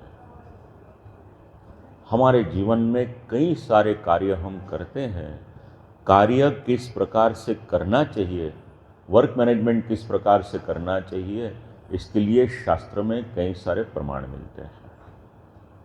आज हमारे बच्चे डेल कार्नेगी को पढ़ते हैं, किंतु हमारे बच्चे महाभारत पढ़ते नहीं हैं। ये एक विडंबना है। तो भगवान की आज्ञा हुई, तुरंत अमृत प्राप्ति के लिए प्रयत्न कीजिए।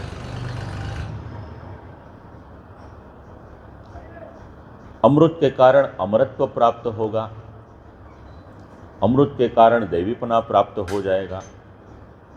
तो अमृत प्राप्ति के लिए प्रयत्न कीजिए। क्षिप्त्वा क्षीरोदरौ सर्वा विरुद्रोणस्ततौषधीः मंथारम मंदरम कृत्वा नेत्रम कृत्वा तु वासुकी। किस प्रकार से समुद्र मंथन करना चाहिए, भगवान ने यह आज्ञा दी। ये कोई सामान्य कार्य नहीं था, 2-4 दिन का भी कार्य नहीं था। बोलते बोलते श्री ठाकुर जी ने एक सिद्धांत बतलाया कि कार्य यदि करे तो एक बात का ध्यान रखिएगा, कार्य करते करते अपने मन में धैर्य रखिएगा और अपने मन में शांति रखिएगा। जीवन में किसी भी कार्य की सफलता के लिए जीवन में आवश्यकता है धैर्य की। कोई एक युवान था, किसी महात्मा जी के पास गया, कहा कि जीवन में मुझे आगे बढ़ना है, प्रयत्न तो मैं कई सारा करता हूं किंतु सफलता नहीं मिलती है। पूछा उस महात्मा जी ने कि तेरे मन में क्या मनोरथ है, तुझे क्या बनना चाहता है तू? कहा मुझे हीरे का व्यापारी बनना है। कई सारे प्रयत्न मैं कर चुका हूं, क्या करना चाहिए आप मुझे बताइए। महात्मा जी ने कहा तुझे हीरे का व्यापारी बनना है, चल मैं तुझे 2 हीरे देता हूं,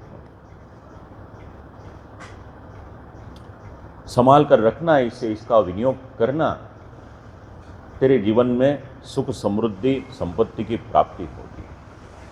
हाँ ठीक है।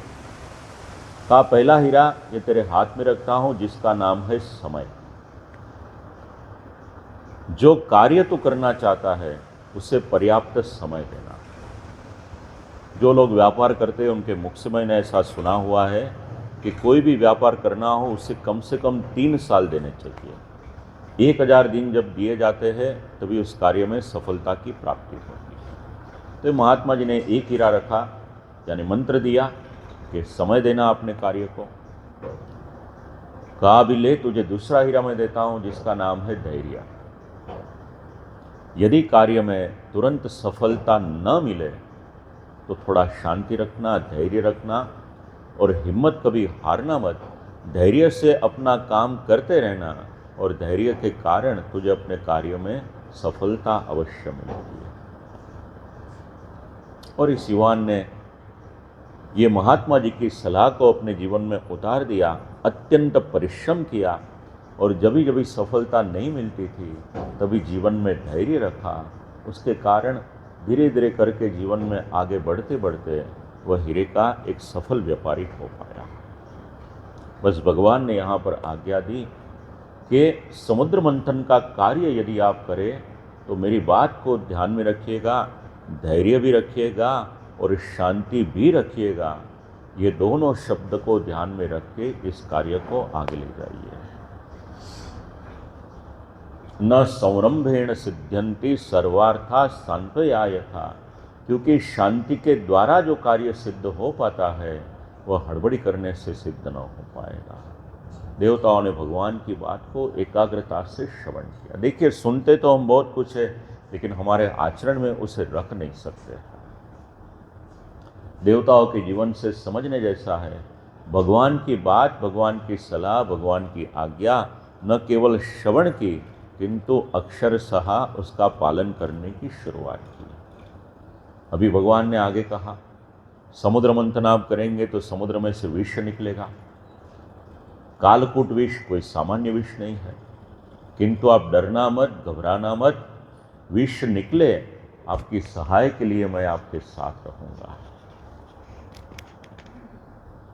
भगवान ने इस तरह से समुद्र मंथन के लिए आज्ञा दी। व्यवहारिक ग्रंथ है श्रीमद् भागवत केवल भक्ति और मुक्ति की बात है इतना ही नहीं, हमारे जीवन के कई सारे उत्तम रत्न श्रीमद् भागवत के द्वारा हमें प्राप्त होते हैं। व्यवहार चाहिए तो भागवत सिखाएगा, राजनीति चाहिए तो भागवत सिखाएगा, कूटनीति चाहिए तो भागवत सिखाएगा, व्यवस्था चाहिए तो वह भी भागवत सिखाएगा, परिवार के संबंध किस प्रकार से होने चाहिए यह भी हमें श्रीमद् भागवत सिखाएगा। कई सारे जीवन उपयोगी मंत्र हमें श्रीमद् भागवत में से मिलते हैं। भगवान ने आज्ञा दी, परिश्रम कीजिए। समझिए, भगवान के भक्त हैं, जिनकी पर भगवान की कृपा है, उनको भी भगवान ने आज्ञा दी कि उद्यम कीजिए, परिश्रम कीजिए। ब्रह्मा जी तो भगवान के पुत्र है, फिर भी भगवान ने आज्ञा की थी तप कीजिए। देवता भगवान के पास आए, भगवान के भक्त है, फिर भी भगवान ने आज्ञा की कि आप परिश्रम कीजिए। यदि प्रभु सोचते तो अमृत का पान तो ऐसे भी करवा सकते थे, कोई बड़ी बात नहीं थी, किंतु भगवान ने कहा परिश्रम कीजिए। याद रखिए, उद्यम करने के बाद जो फल प्राप्त होता है उसका मूल्य हम समझ पाते हैं। आसानी से यदि हमारे जीवन में कोई वस्तु हमें मिल जाए तो उसका मूल्य हम समझ नहीं पाते हैं। परिश्रम करना जरूरी है। और भगवान श्री रामचंद्र जी और भगवान श्री कृष्ण ने भी अपने जीवन में परिश्रम उसे किया है, उद्यम किया है। भगवद आज्ञानुसार सभी एकत्र होकर आए हैं। असुरों के पास आए, बलिराजा उनके अध्यक्ष थे, उनके पास आए, प्रस्ताव रखा समुद्र मंथन करे। अन्य असुरों ने मना कर दिया, किंतु बलिराजा ने कहा इनकी बात तो बराबर है, इनके पास बुद्धि है, हमारे पास बल है, दोनों एकत्र होंगे तो काम हो जाएगा, चलिए समुद्र मंथन करते हैं। मंदराचल पर्वत को लाना था, कोई सामान्य पर्वत तो था नहीं। लाने के लिए प्रयास किया, देवताओं के हाथ नीचे दब गए। भगवान वहाँ पर पधारे, गरुड़ जी को आज्ञा दी, गरुड़ जी ने अपनी पीठ पर मंदराचल पर्वत को पधरा दिया। गरुड़ कोई सामान्य पक्षी नहीं है, अतीव बलवान है। भगवान का भार जो उठा सके वो कोई सामान्य पक्षी हो ही नहीं सकता। मंदराचल पर्वत को पीठ पर उठाकर ले आए, कंधे पर उठाकर ले आए। वहां पर मंदराचल पर्वत को वहां पर पधरा दिया। गिरिम चारोप्य गरुड़े हस्ते ने कई न लीलया। श्री गिरिराज जी को धारण किया यह तो हम जानते हैं, किंतु यहाँ पर मंदराचल पर्वत को भी एक हस्त, एक रमत मात्र में धारण कर लिया है। अवरोप्य गिरिम स्कंधात् सुपर्ण पतताम्राहा ययो जलांत उत्सृज्य हरिणास विसर्जिता। अभी समुद्र मंथन का आरंभ हुआ। ते नागराज मामंत्र्य, वासुकी नाग उनको बुलाया गया। एक रस्सी चाहिए थी मंदराचल पर्वत को बांधने के लिए, तो वासुकी नाग, क्योंकि जितना बड़ा पर्वत हो रस्सी भी उसी प्रकार की चाहिए। मथन पात्र तो सागर था, क्षीर सागर। मथन दंड मंदराचल पर्वत था। मथन नेत्र वासुकी नाग व रस्सी बने हुए थे। और मथन करता एक तरफ देव दूसरी तरफ दैत्य तो थे ही, किंतु मथनकर्ता के रूप में साक्षात भगवान भी उनके साथ विराजमान थे। समुद्र मंथन का आरंभ हुआ। जल के अंदर, समुद्र के अंदर वह पर्वत, मंदराचल पर्वत डूबने लगा। भगवान ने सोचा मुझे सहाय करनी चाहिए। भगवान ने विशाल कूर्म स्वरूप उसे धारण किया। दशावतार में से एक अवतार भगवान का है कूर्म अवतार। इसे हम कछुए के स्वरूप में जानते हैं। यदि किसी के मन में ऐसे प्रश्न हो कि भगवान मछली क्यों बनते हैं, भगवान कच्छप रूप क्यों धारण करते हैं, तो यहाँ पर समझने जैसा है। जहाँ जहाँ पर जिस जिस प्रकार की आवश्यकता हुई उस प्रकार के स्वरूप भगवान ने धारण किए हैं। कछुआ हो, कछुआ की पीठ मजबूत होती है। मंदराचल पर्वत को धारण करना है और मंदराचल पर्वत को धारण करने के लिए मजबूत पीठ चाहिए, तो प्रभु ने विशाल कुर्म का स्वरूप धारण किया। मंदराचल पर्वत को उठा लिया, समुद्र मंथन उसका क्रम आगे चलने लगा और समुद्र मंथन का क्रम आगे आगे चलने लगा। मध्यमाना तथा सिंधुर देवा सूर वरुथपई ही। समुद्र मंथन करते करते हालाहल विष उसमें से निकला है। सभी सोचने लगे कभी विष का क्या किया जाए, तो सोचा कि जो विषपान कर सके उनके पास चलते हैं। कहां पर गए थे देवता लोग, पता है आपको? किनके पास गए थे विषपान करवाने के लिए? हाँ जी, महादेव जी के पास गए। कैलाश में महादेव जी विराजमान थे, सभी देवगण वहां पर आए। महादेव जी ने सोचा अब आज सभी एक साथ आए तो कुछ न कुछ काम लेकर ही आए होंगे। महादेव जी ने पूछा, आज्ञा कीजिए, क्या सेवा कर सकूं आपकी मैं? सभी ने पहले तो स्तुति की। समाज के लोग यदि हमारे पास आए और अच्छी अच्छी बात करे तो हमें जरा चौकन्ना रह जाना चाहिए कि कुछ काम से आज हमारे पास आए। महादेव जी ने पूछा, क्या सेवा कर सकूं, आप बतलाइए क्या आ गया है? कहा, समुद्र मंथन कर रहे थे अमृत की प्राप्ति के लिए। अमृत तो निकला नहीं, किंतु विष निकला है, और विष पान करने का सामर्थ्य आपके अलावा और किसी में है ही नहीं। इसीलिए आपके पास विनती करने के लिए आए हैं कि आप इस विष, इस जहर को पीजिए। महादेव जी ने सोचा, आपकी बात मैं तो स्वीकार कर लूं, किंतु यह तो हालाहल विष है, भयंकर विष है। पान करने के बाद यदि मुझे कुछ हो गया तो मेरे पीछे जिन्हें रोना पड़े उनको पहले मैं पूछ लूं। तो पार्वती जी से पूछा, क्या करूं, ये सब देव लोग आए हैं विषपान की विनती करने। पार्वती जी ने कहा, प्रेम से विष का पान कीजिए, कोई आपत्ति नहीं होगी।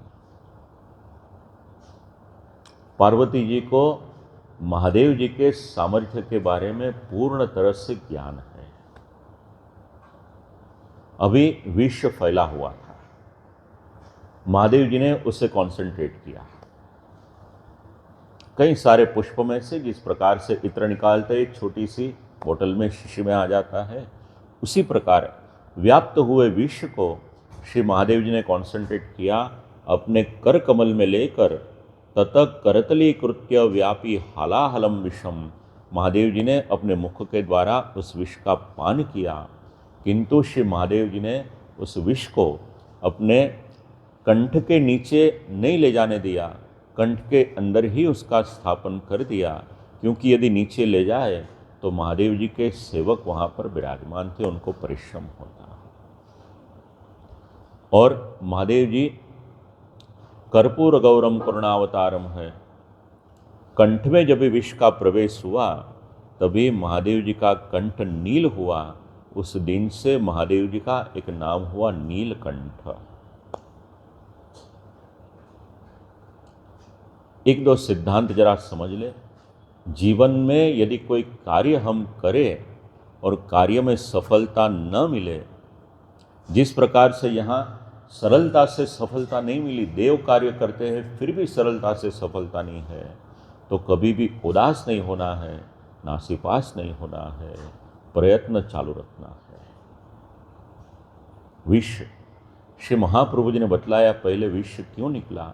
यदि विष अंतिम समय निकलता तो उसके पूर्व में जितने जितने पदार्थ हो उस सभी पदार्थ में विष का स्पर्श होता, विष युक्त होते।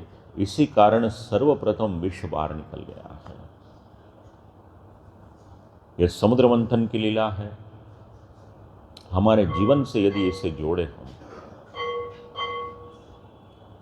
तो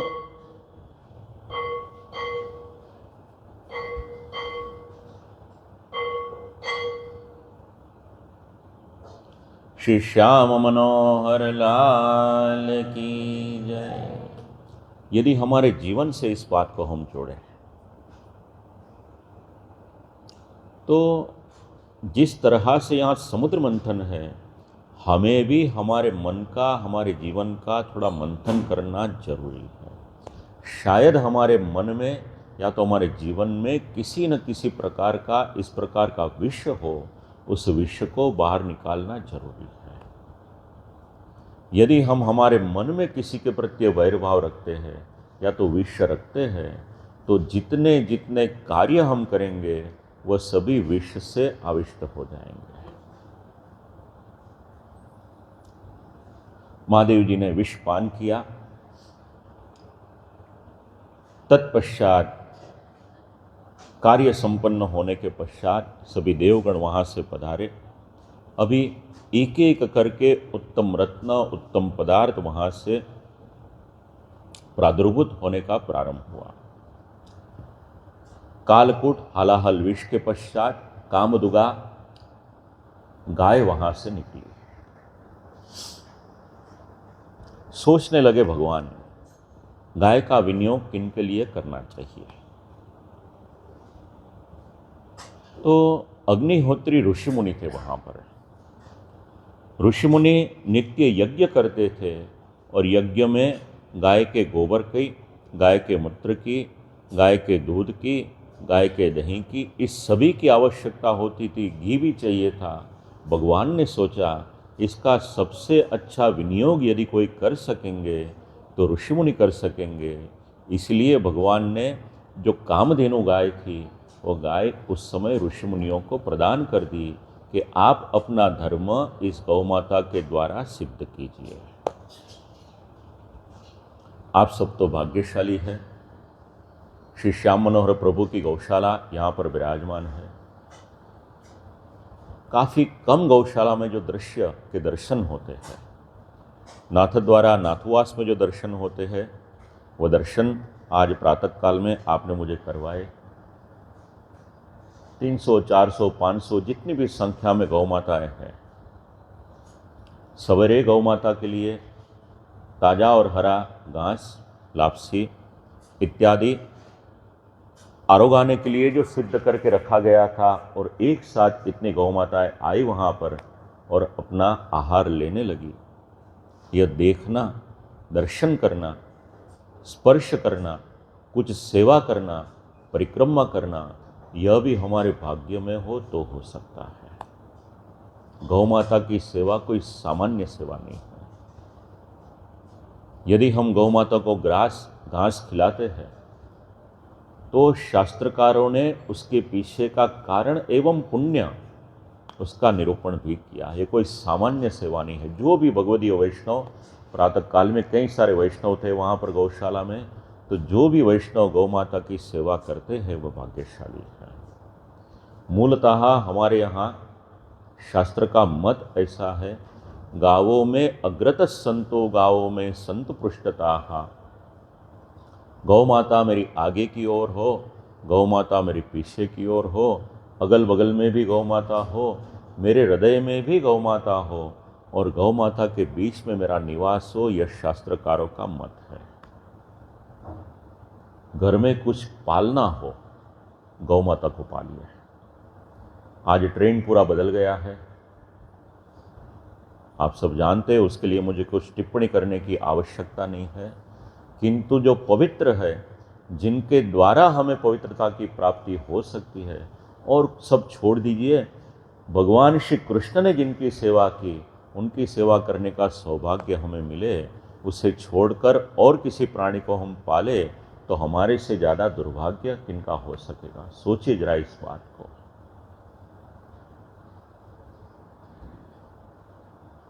ऐसा कहा जाता है कि स्ट्रेस बस्टर के लिए कुत्ते को पालिए। शास्त्र को पढ़िए, गाय को स्पर्श कीजिए। गाय का जो स्पर्श करे उससे जो पॉजिटिविटी की प्राप्ति होती है। लेकिन शास्त्र के इस मत को गौण किया गया और अन्य पशु पक्षी हम पालने लगे हैं। किसी का विरोध नहीं है, प्रत्येक का अलग अलग निजी जीवन है, किंतु कुछ भी करने से पहले वास्तविक जो है उसे जानना, उसे समझना जरूरी है। जिनके द्वारा हमारा कल्याण हो उनकी सेवा हम करें तो हमारा आलोक और परलोक दोनों सुधर सकता है।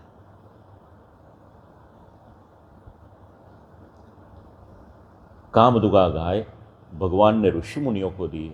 देखिए, संपत्ति कमाना और संपत्ति की बराबर व्यवस्था करना, वेल्थ क्रिएशन और वेल्थ मैनेजमेंट, ये दोनों श्रीमद् भागवत हमें समझाता है। उसकी व्यवस्था करना भी जरूरी है। कई सारे इतिहास के पात्र ऐसे मिलेंगे, संपत्ति तो बहुत सारी थी किंतु वेल्थ मैनेजमेंट कर नहीं पाए। तत्पश्चात उच्चेश्रवा नाम का अश्व निकला और उच्चेश्रवा अश्व भगवान ने सोचा कि बलि महाराज को दे दूं। ऐरावत नाम का हाथी निकला, इंद्रदेव को दिया। कौस्तुभ नाम का दिव्य मणि था, भगवान ने अपने शिकंठ में धारण किया। पारिजात के वृक्ष थे, उस वृक्ष को स्वर्गलोक में भेजा गया। अप्सराओं का प्रादुर्भाव हुआ, उसे भी स्वर्गलोक में भेजा गया।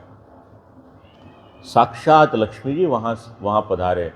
ततश्चाविर्भूत साक्षात श्रीरमा भगवत्परा रंजयंती शक्कांत्या विद्युत सौदामनी था।